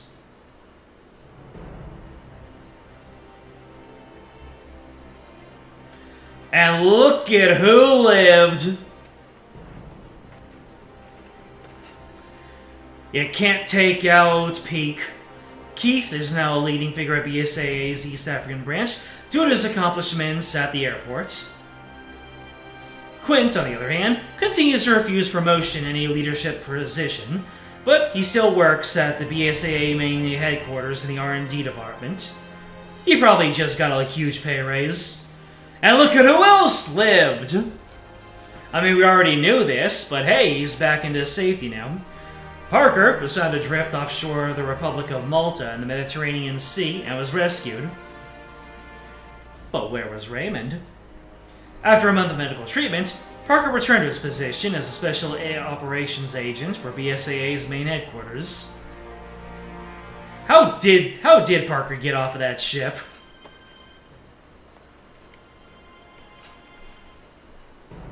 Clive O'Brien decided to take responsibility for his actions and stepped down from his position as head of the BSAA.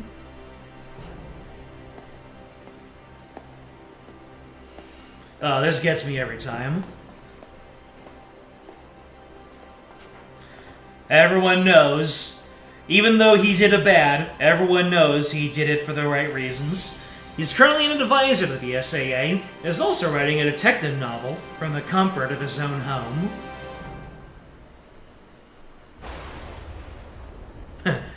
Meanwhile, with our ever-unlucky protagonists, as for Jill and Chris, they have no idea what horrific fate awaits them. Leading directly into the Resident Evil 5 DLC. There we go. Now I can officially say, GG's. Game over! We took out Jack Norman, we busted Morgan Lansdale, and everything is tied up into a nice bow.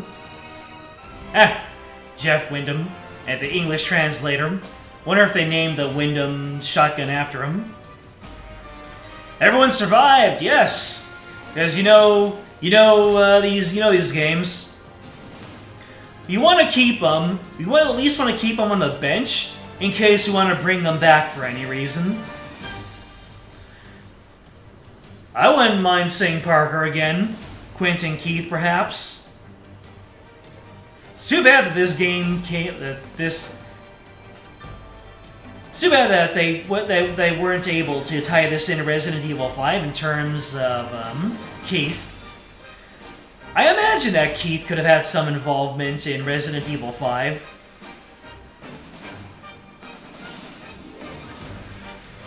And we got our intense orchestral music. DMC1 was supposed to be Resident Evil 4, until they realized it didn't fit and made it into a separate franchise. So yeah, this is kind of bringing it all full circle. Dante got to be in Resident Evil in a different capacity.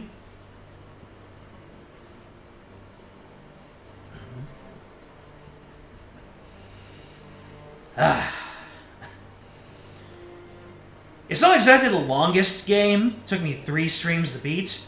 And it's not exactly... It doesn't exactly go along with, like... It certainly is a different game from the mainline Resident Evil, but I'd say it's enough like Resident Evil. And I'd say it's got better writing than people give it credit for. The mystery is pretty good. And the enemy variety, people criticize the game for the enemy variety. You know, mostly the not zombies, who are just mostly mannequins with fangs, which is, it's something, but it's kind of the style that it's got going for it. This game just was never given its proper chance. It was on the 3DS, which people wrote it off for, and then even when it was brought out into HD, Resident Evil was still in the middle of its big slump after Resident Evil 6. But I'd like to think that Resident Evil Revelations 1 and 2, they held the line for classic survival horror Resident Evil until they came up with Resident Evil 7 later on. And then everyone considered Resident Evil to be so back. I think that the director of Resident Evil Revelations 1 went on to work on Resident Evil 7. He doesn't really... There's no concrete evidence that links this game to Resident Evil 7. I just like to believe that this was their way of keeping their fangs sharp. But it's not over yet. The intrigue has one more big reveal for you. She's reading the Divine Comedy. Almost too easy, wasn't it? The company let them take Morgan out with the trash. Tough world.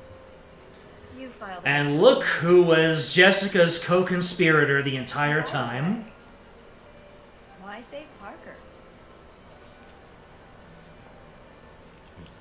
I have my reasons. The BSAA isn't as useless as I thought. Things could really heat up. Indeed. Fun's just getting started.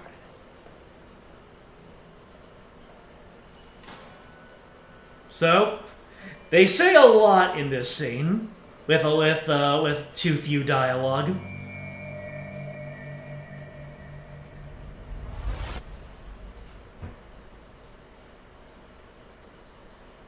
Jessica was a double agent. Yeah.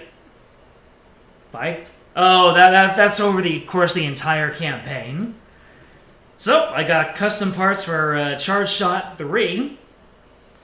For campaign use, even. I got the Hydra for campaign use.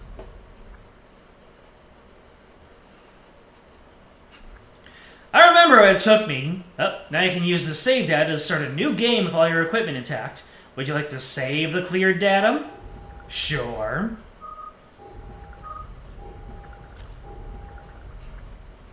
Two playthroughs. Just about 10 years apart. Woo! So yeah, the big reveal. Jessica was a double agent working for Morgan Lansdale, but she was actually a triple agent working for some unknown third party, and her only goal, her complete endgame, was to get that one sample of the virus. And the leading theory, I believe, is that she was going to give it to Wesker so that he could complete Ouroboros. And it would appear that Raymond... Don't know if he was a triple agent. Maybe he was just merely a double agent. But he was working with Jessica to secure that one virus sample. However, unlike Jessica, it seemed like Raymond still had a grasp of his morality. And whereas Jessica probably pretended to care about everyone, Raymond, even though he was there to do a job, seems like he still was actually a friend to Parker, which he acted on by saving Parker's life and allowing him to escape the sinking Zenobia. However, I can imagine a job is still a job, and Raymond wasn't exactly going to stick around for the full kit and caboodle, so that's why he wasn't found with Parker. And that, let's see, that is Resident Evil Revelations. It works as a Resident Evil 4.5, where they give a little bit more context into what Chris and Jill were up to, while Leon was out saving Ashley. And it leads directly into Resident Evil 5. Unfortunately, to date, Parker, O'Brien, Quint, Keith, Raymond, and Jessica, they have yet to show up in anything else Resident Evil related. They were not in Resident Evil 6, they were not in Resident Evil 7 or 8, they weren't even in Resident Evil Revelations 2. It is its own entire other story. And, Capcom, they just like holding on to things until they get the perfect opportunity. And it seems like that opportunity hasn't quite arrived yet. I mean, ask any Mega Man fan. In fact, I think recently Capcom went on record saying that they're holding on to Mega Man until they know exactly what they want to do with the franchise.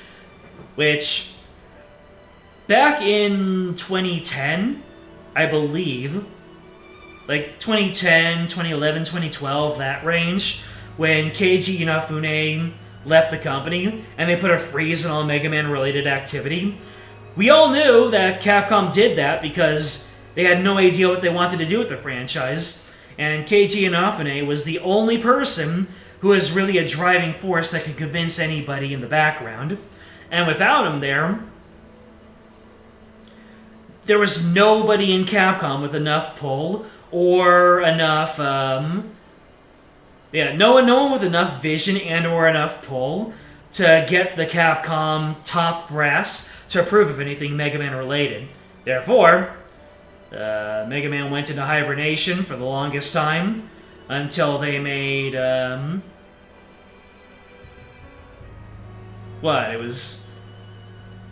It was all the way until they came out with Mega Man 11, wasn't it? In 2018? I think someone made the argument that a Mega Man revival would do well. And then they sold the game. It ended up being a top 10 seller in the entire Mega Man franchise. And I think it's one of the few Mega Man games that's in Capcom's Platinum Classics. That it's a listing of all the top-selling Capcom games of all time, and Mega Man 11, it's the top-selling Mega Man game of all time, I think, barely beating out Mega Man 2.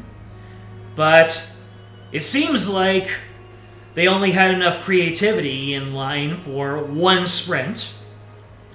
Why am I talking about Mega Man? Because I want to write a video essay. Ever since late 2022, I've been cooking up this video essay about it's time for Mega Man Legends 3, but for one reason or another, I've just been kept on backburnering things. But there is so much more that I want to say in that video essay, and if you guys think that it could make for an interesting essay, then that might give me a little bit of push motivation. Motivation is for anything other than streaming. Streaming is easy. I press the button, I go, boom, VOD's up. You gotta watch this video essay. That makes me feel good. Anyways, you guys want to see what raid mode is like? I'll do a little bit of raid mode here. And I believe that I have, yeah. Can I possibly wipe my raid mode data? Because in raid mode, you can select your character. You can select just about, any character who had a 3D model in this game. You could be Jill and Chris and Parker. You can be Keith and Quint. You can even be Jessica. You can be Raymond. You can even be O'Brien. And there are a couple of other characters. Heck, you can even be Rachel. You can even be the infected version of Rachel. Heck, for whatever reason, they brought in Hunk, and as a special pre-order bonus, they gave us Lady Hunk,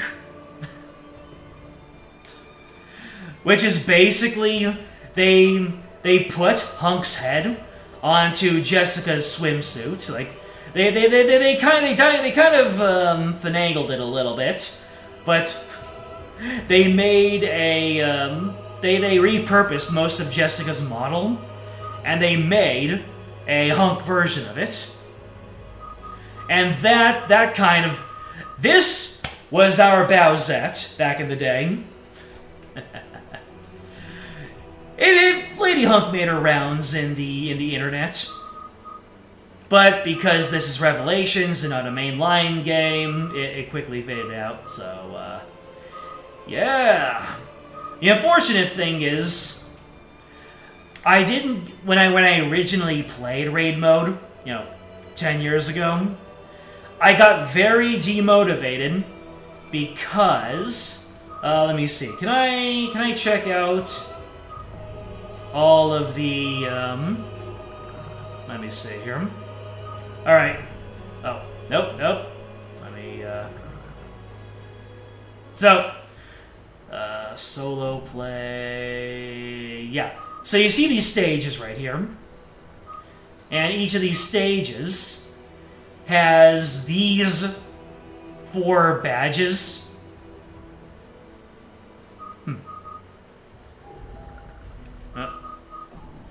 So you see all these stages, like, you have these, you have the stages, and, you can earn S ranks on that. You can earn S ranks on them. However, you'll notice that these stages have these 4 badges over here.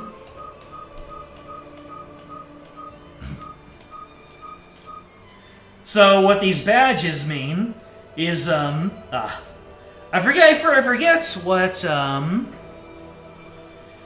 I forget what exactly all the bonuses were. Let me see. Oh, I can just show you a stage. So, let's see. Let's play as a character that we don't normally have. Let's bring Rachel back to life here and kind of retrace her steps through the Queen Zenobia. What weapons do I have? Let's see. I've got my, oh yes. And here's the fun thing, is that you have all your weapons here, right? Yeah, you have your weapons that you use throughout the campaign. However, the weapons now have like variants of them. So you see, we have the M92F. Let me see here. Ha. Dictator. That's based off of M. Bison's Japanese name. Well, not his Japanese name, but the code name that he's used in all the Street Fighter games. Because, as we all know, M. Bison in Japanese, his name is Vega. And Vega's name in Japanese is Balrog, and Balrog's name is Mike Bison. However, I don't know why in the original Street Fighter 2 they swapped those names around. But in order to keep things consistent, in the coding for every single Street Fighter game, they refer to M. Bison as Dictator, they refer to Balrog as Boxer, and I believe they refer to Vega as Claw, I think? Something like that. So it's interesting to see such a deep cut reference in here. But yeah, you can see that all of these weapons have variants. You have the speed load version, which yeah, you have the speed load version of the G18, which has faster reload speed. And then you have the steady hand G18, which has a lot less kick to it. And yeah, you can pick out whichever version of a weapon that you want. You can outfit it with all of the accessories that you want. My beloved, the Lightning Hawk. And yeah, there's a lot more customization for weapons in raid mode, which is pretty darn cool. You even have a Pale Rider, who just to show. Here's the Lightning Hawk that I built, and it has a firepower of nearly 5,000, and it's got yeah, and the Pale Rider of the equivalent level, almost 7,000. So the Pale Rider has a low firing speed, and it takes a long time to reload. And yes, your eyes do not deceive you. The gag with the Pale Rider, it's a normal revolver with an enormous barrel, comedically large.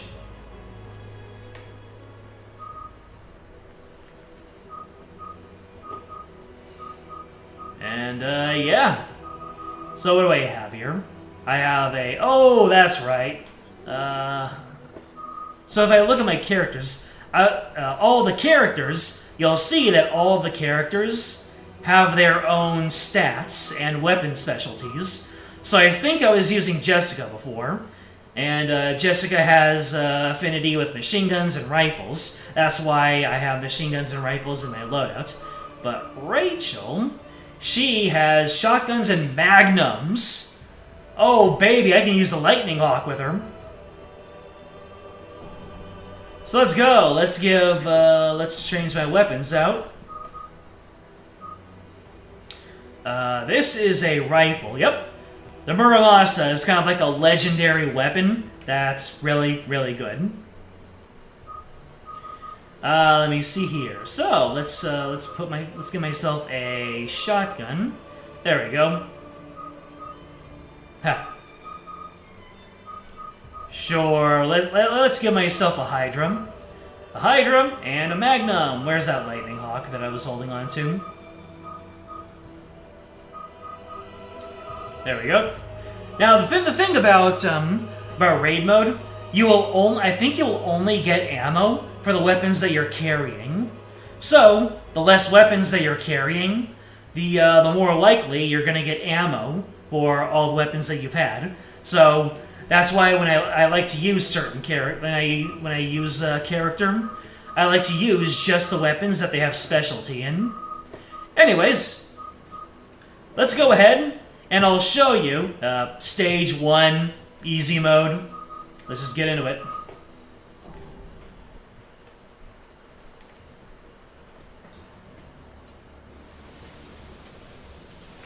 Rachel, on the scene. She's so chipper when you play as her. So yeah, in raid mode, it's all about the combat. Oh wait, am I level synced for this? Oh well.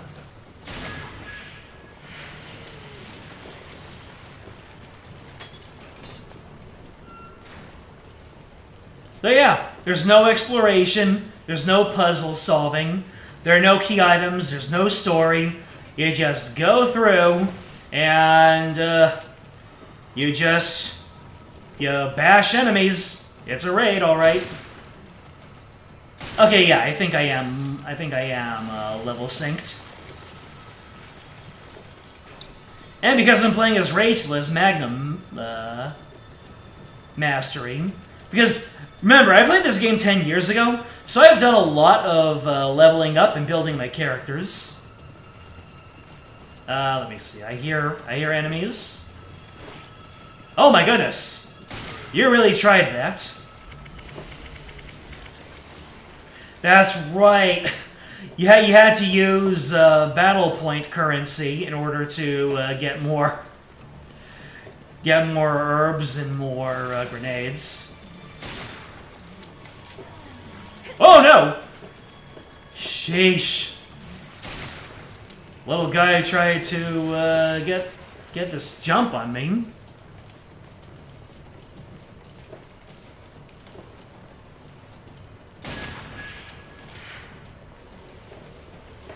Oh. What weapon do you have anyway, Rachel? Is it just a regular knife, or is it something else? Because I know every character has specific weapons. Chris and Jill have their survival knives. I think everybody by default has a survival knife, but like I showed you, Keith has his kukri.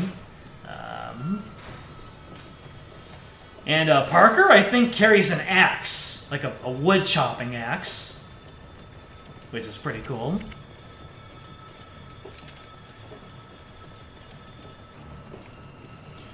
Oh yeah, the most exploration that you do in this game is finding items.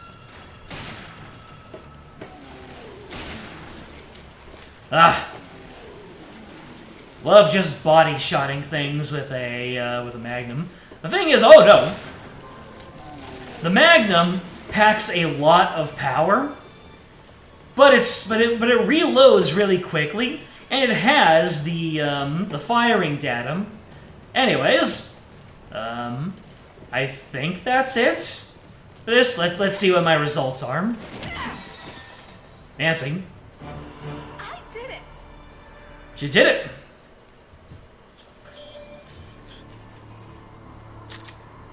Ah, yeah, baby. Alright, so, you get 1 bonus for killing all enemies, 1 bonus for taking no damage, and, what's the what was the, damage one? No, I'll keep it.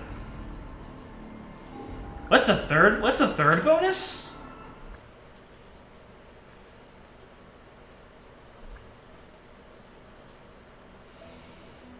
Yeah, what? Yeah, so it's a genocide, so it's, kill all enemies, take no hits.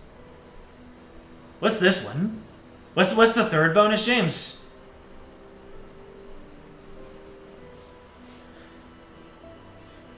Boxer didn't have the name M. Bison, opening up the lawsuit for Mike Tyson.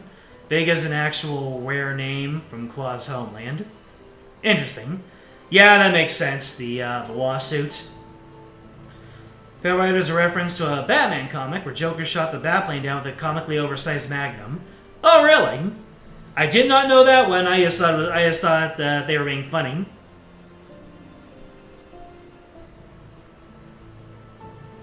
You also purchase ammunition in this mode, so go crazy. Level 50 with an S rank on all stages of difficulty in the 3DS version, including the Ghost Ship level. Yep! My 3DS version is also complete. I was able to beat it all the way. However, I took hits. And that's the one thing blocking me from 100%ing Revelations on the PC, is that you can't take any hits. If you take a hit, then you can't complete it. In fact, I think if I look through all the stages, you're gonna see.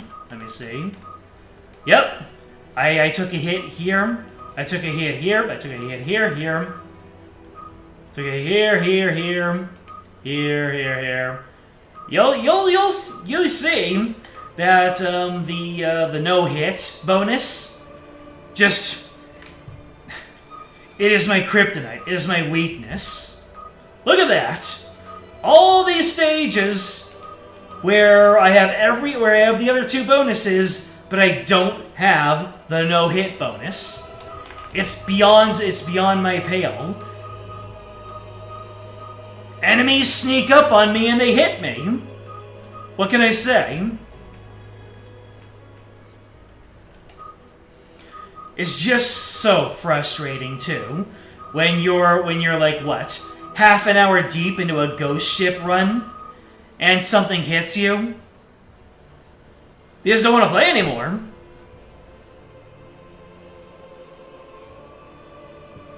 Low-level bonus clear, that's right. Yeah, for the 4th is Trinity bonus, you get all 3. So that's why I didn't scale myself down. So yeah, stage 2 is the, let me see. Recommended level 2. So let me see here. Where can I... Oh, I can adjust my level here. So my recommended level is 2. So that's why I was... yeah, that's why I was...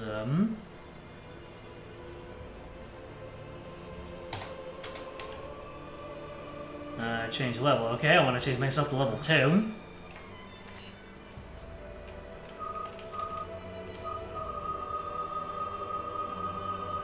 Huh.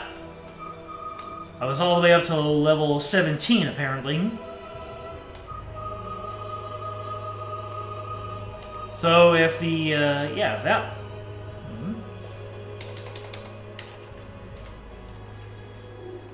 How do I make the level adjustment stick? Oh, there we go. So yeah, let's see if I can't pull off a Trinity bonus here.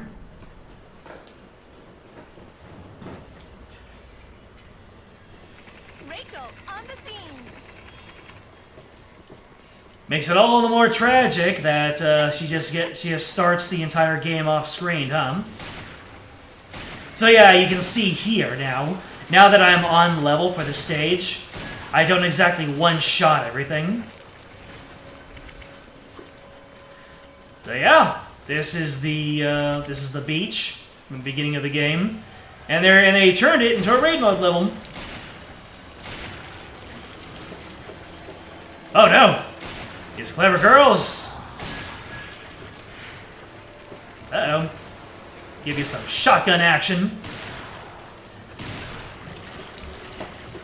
The fun part about using a shotgun is if any of your pellets hit, then, well, actually, the 3DS version did not have a no-hit challenge. It had a no-heal challenge.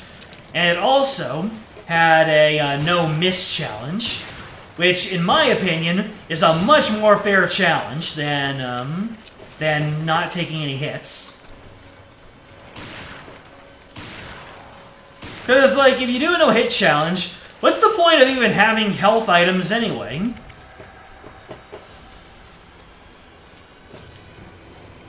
But yeah, the 3DS version, I think that they... I don't know.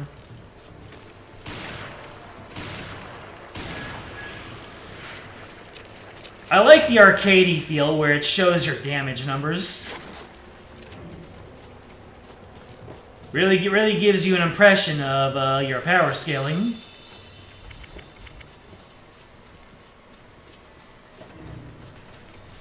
But yeah, 3DS version, the no-hit challenge, not there, replaced with a no-miss challenge. And good God, I wish I could mod the game to replace the no-hit with the no-miss.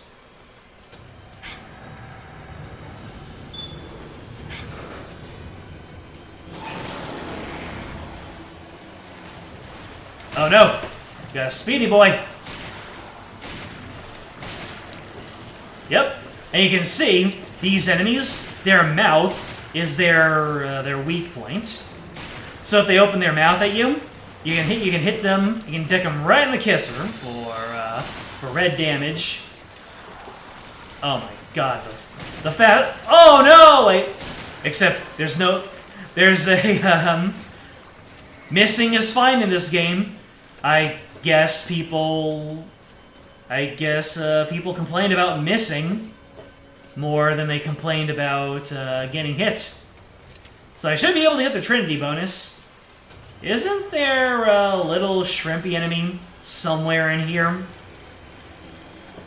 for the genocide bonus? Wish they told you about when you fulfilled the genocide bonus. Oh well.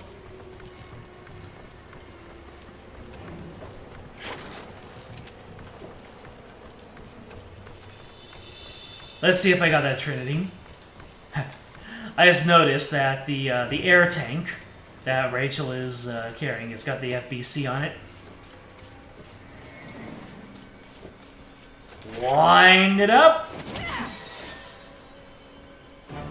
I did it.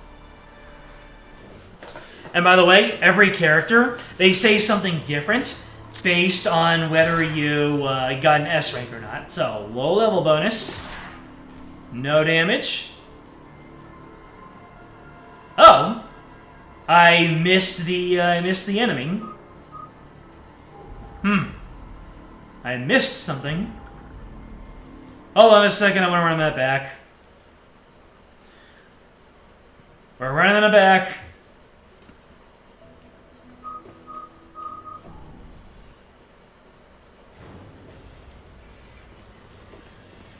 Rachel, on the scene.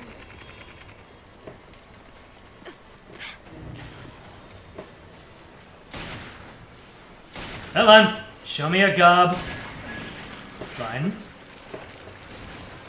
Show me your gob. Ha ha ha, you saw he did more damage with that mouth shot. Oh, I think the little shrimpy guy, I think he becomes available when I destroy all the other enemies.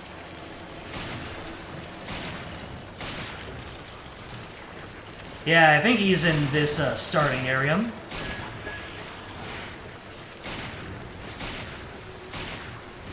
And you see that there are variants of enemies. There are small but fast enemies. There are slow but powerful enemies.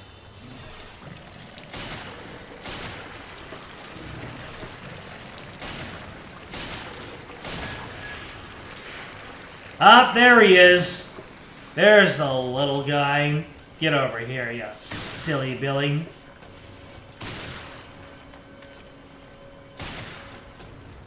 Yep, he's got really high defenses. But he gives you a weapon when you take him out. Which is kind of funny, because you need to take him out in order to get the Trinity bonus anyway.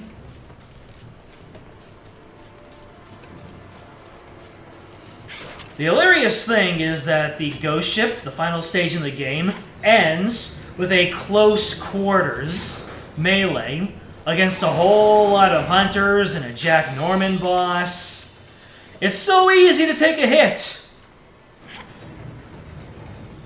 The people who managed to get the Trinity and the S rank on the ghost ship, on the HD, they're a different breed. They're made of something different.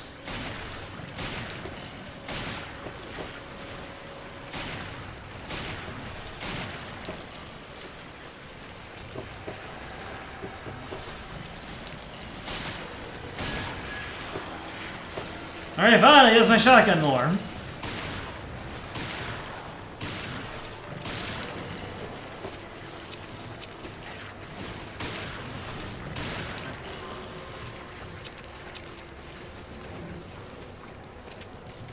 Yeah, I think Magnum ammo is a low priority on the drop table.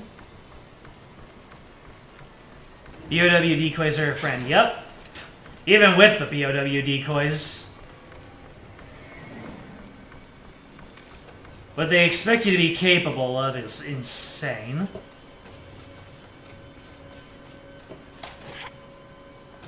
Knock him down, okay. And yeah, if you just do a tap melee, then you don't get a free green herb. Yep, 14 enemies routed.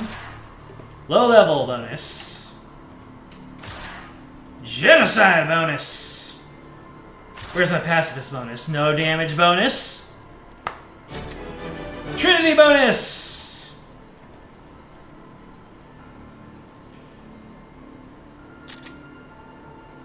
Woo! The Muramasa, I'm keeping that. And sure, I'll keep the, Yep, that was the prize I got for taking out the little guy. Let's see if I can pick up a new Trinity bonus. Kind of see if we can't get a little bit of a good thing going here.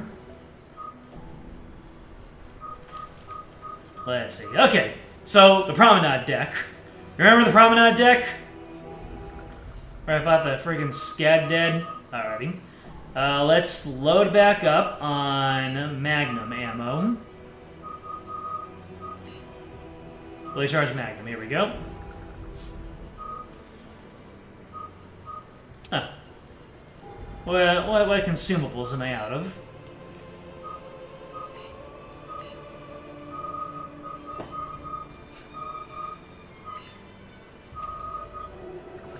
Alright, so Promenade deck, recommended level is 6. So let's level myself up to 6. There we go. Let's see if I can't pick up this Trinity.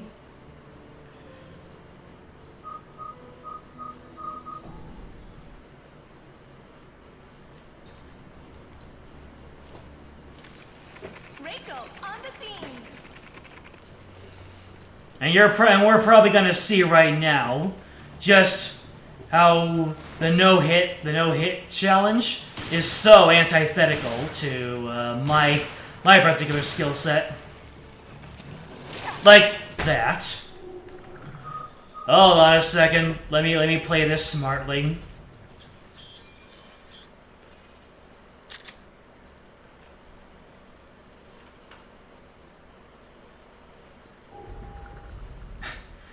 And that was another thing. There's no quick retry.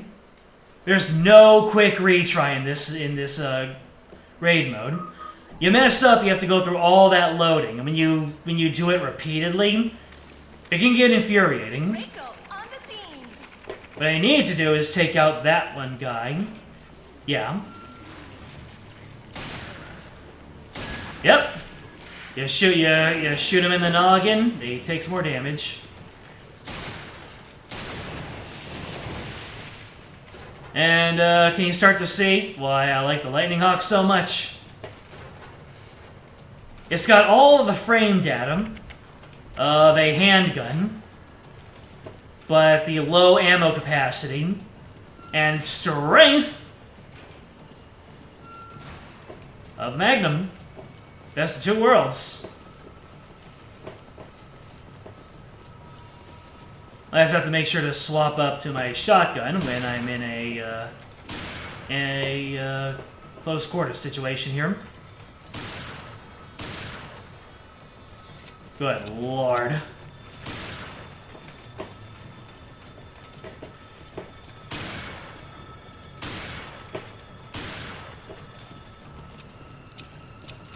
I need to put more capacity in this thing, or maybe get a different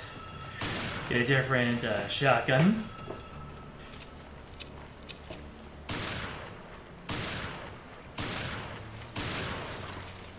Yeah.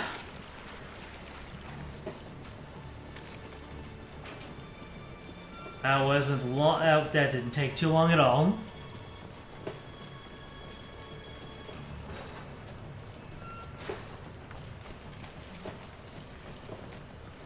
Of course there's an enemy back here. Knock him down. I see. Oh, an extra defensive guy. Gonna take a couple of beans to the brain to take him down.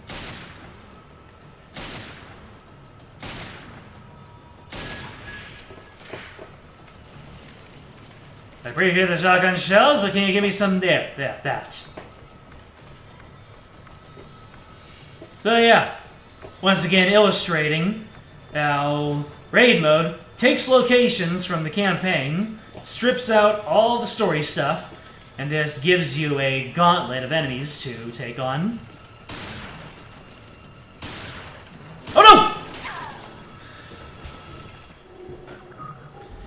Can you see why I gave up 100%ing this game? I thought I was alone. I was not.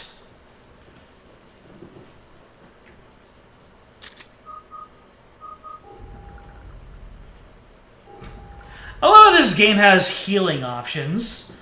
When you're playing it at the highest level, healing doesn't exist.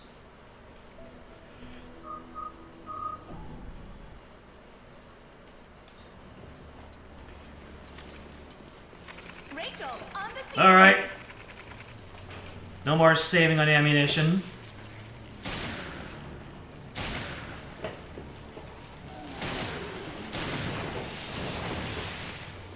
We're just going full on Lightning Hawk. Let's see if 72 Magnum bullets is going to be enough. Definitely wouldn't be enough for... Maybe I should give Hydra the that part that lowers the that narrows, yeah, that makes the spread narrow.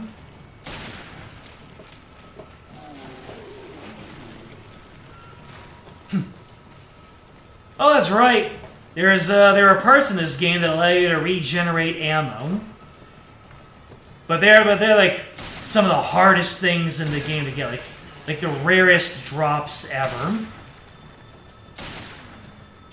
Don't you have to do something extra special to get ammo regeneration?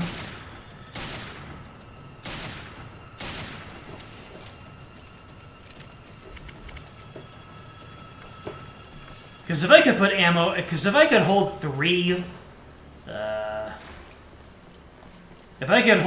magnums and have regeneration on the other two, then that would be superb. Son of a goat! Was that damage? You know what? I'm not. Let's see. Let's do some. Yep, that was 120 damage.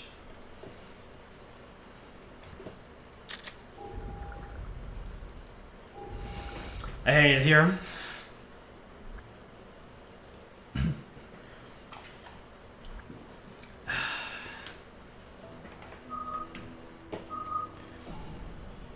And you can't exactly checkpoint either. You just go in and in and in. Rachel, on the scene. Oh my god, stop skipping frames when I'm turning around. So trippy.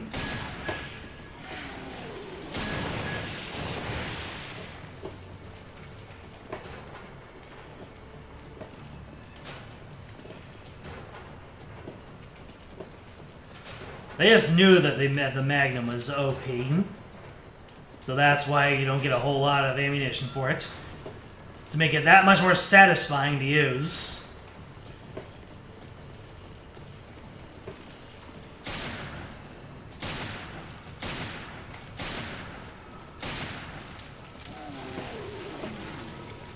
Can't keep missing weak points like this. Alright. Let's just go straight in. The hard part. Oh yeah, learning the layouts of these levels so you know where to get aggressive, where to go in, where the enemy placements are. That's also a part of getting these Trinity bonuses.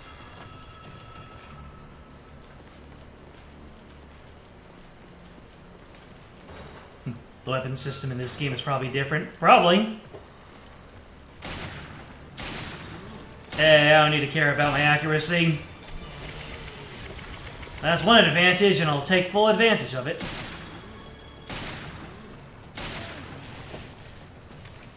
Ah!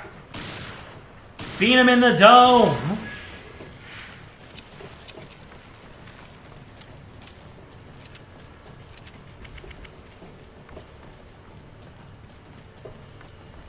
Anyway, now we can actually get to the promenade deck.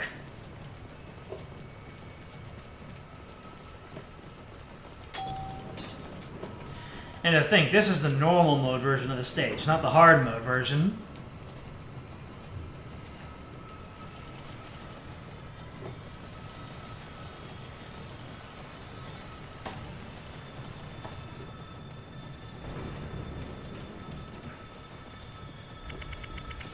BOW decoys. Yeah, they are.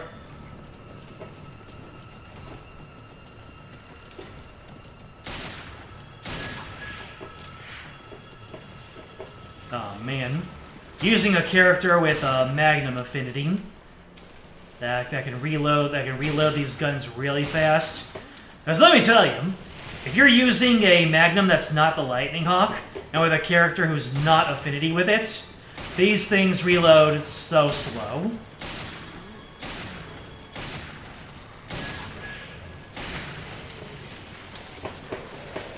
Oh, man.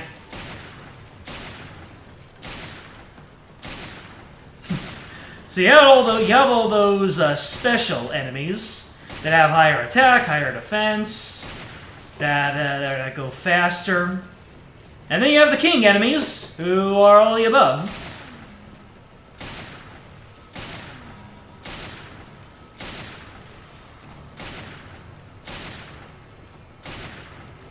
Oh my goodness.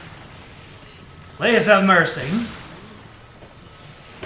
Oh my goodness!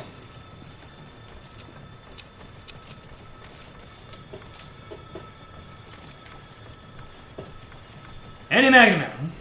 Any Magnum ammo! That's a no from me, dog.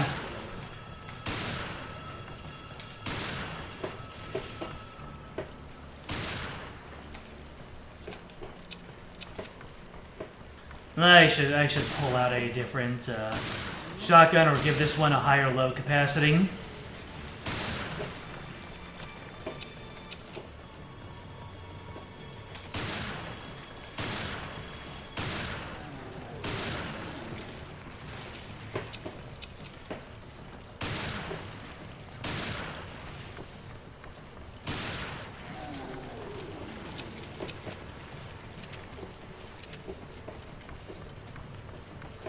I swear, if you pull out the Skag Dead, I am going to be unhappy.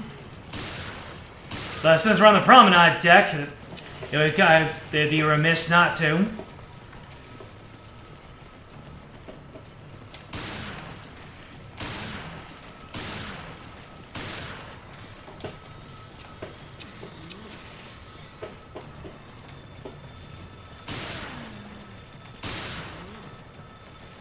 By the way, Skag Dead is the official name of that monster who was the comms officer. The boss of this area from the main campaign. Oh no! It's a fast man! I'd prefer if you didn't. It's a quick man. Yeah, Mega Man. Mega Man references.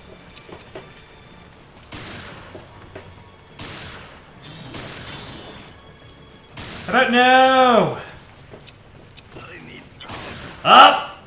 There he is! Right on cue.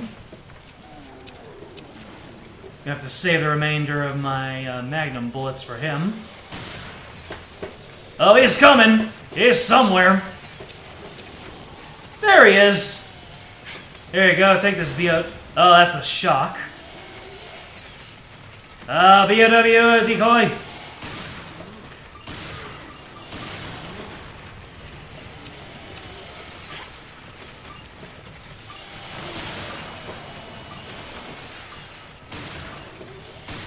You go play with that BOW decoy. I will make things a little bit less busy over here. Oh no!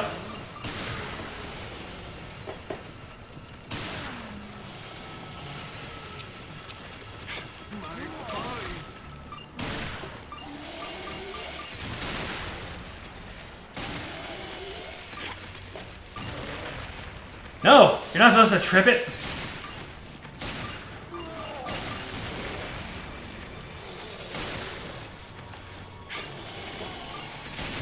Yeah, these things can get quite expensive in battle points to restock on.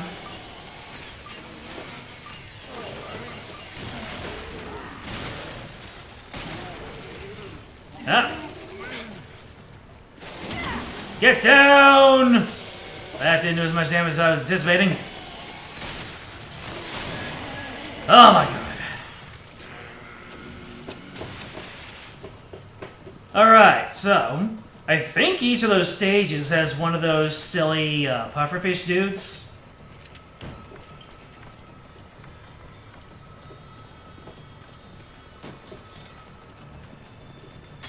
What is making that thumping?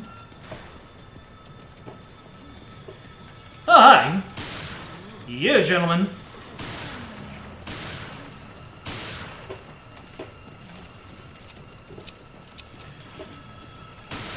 Yeah, I get the feeling that Hydra's kind of antithetical to the way I play this.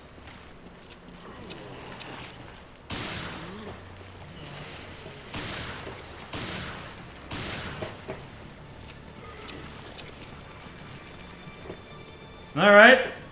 Anybody else want to have a go?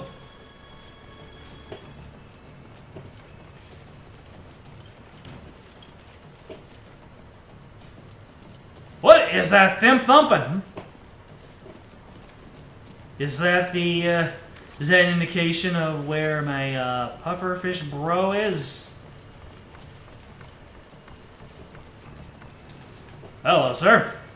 Oh, was it you? Was it you, shooting out your handgun?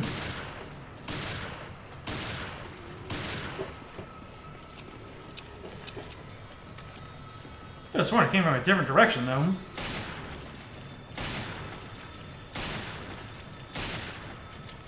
Yeah! Illegal custom parts. Anyways, let's do one more sweep of the promenade deck, because I have a feeling that I might just miss something. A funky puffer, of course.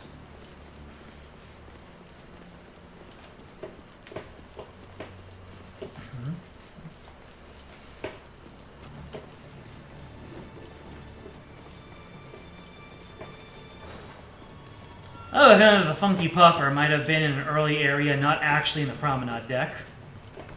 But we'll see. If I get that all enemies taken out bonus.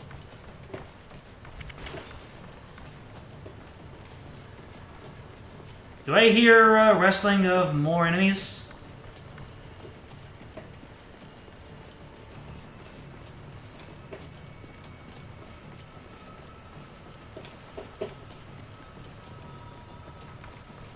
Oh, Funky Puffer's in here, isn't he? No.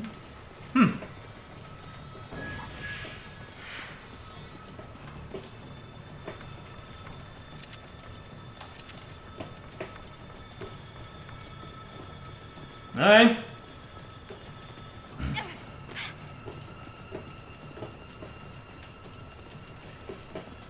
Oh yeah, we're moving out. We're moving to where we went in during the campaign.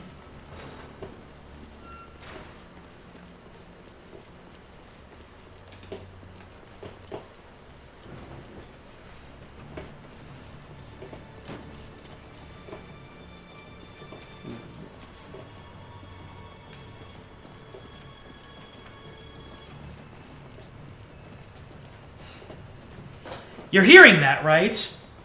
Whenever I pass by here, something is causing a thump. It seems to be coming in that side room.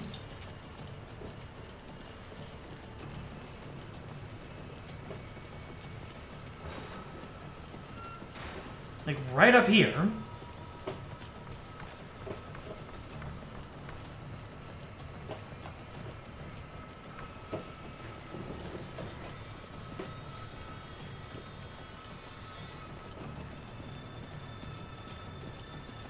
On here. Have I even been in this room? I might not have. Well, no, there's nothing here. Nothing here for me to find.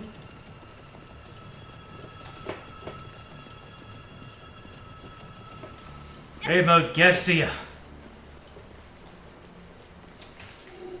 I wish the game could just tell you. Just give you a UI element that tells you how many enemies you've taken down, if you've taken any damage, and give you a nice little reminder of if your level is right.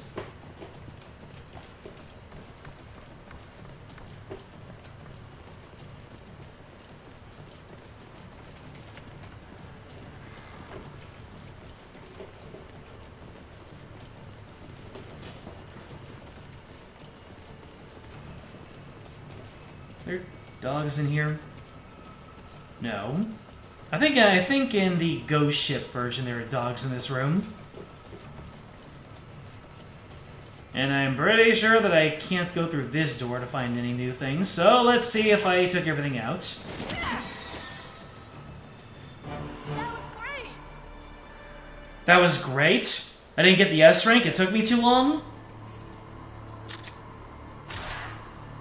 Low level. Got all the enemies. No damage! Trinity bonus. Well, I already got the S rank on this stage anyway. So, no skin off my back.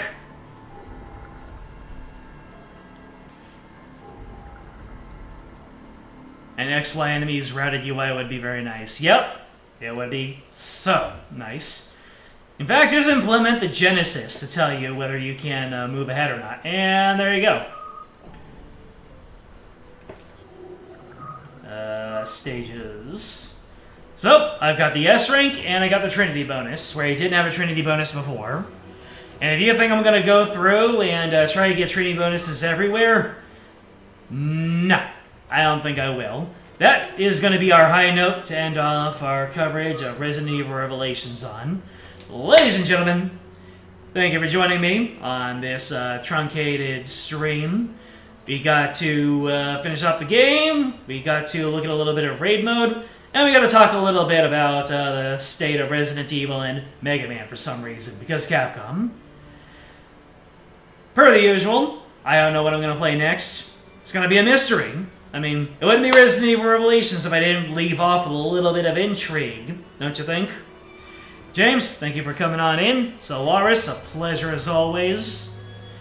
And, Sam, thank you for hopping in to show your support. And that is going to be... Maybe I'll just queue up another one of the games that really made me who I am. Because this game is one of my tops. But that's going to end our coverage for right now. And thank you. If you're watching this as a VOD, so you know what to do. Like, subscribe, comment, ring the bell. Join the Discord. It's in the description. It'll tell you when the next stream comes up. What's going to be the next game? Who knows? It is a mystery, as befits this game. So much fun as usual. I like that. Next time, I'll surprise you. Until then, and until that time, game over.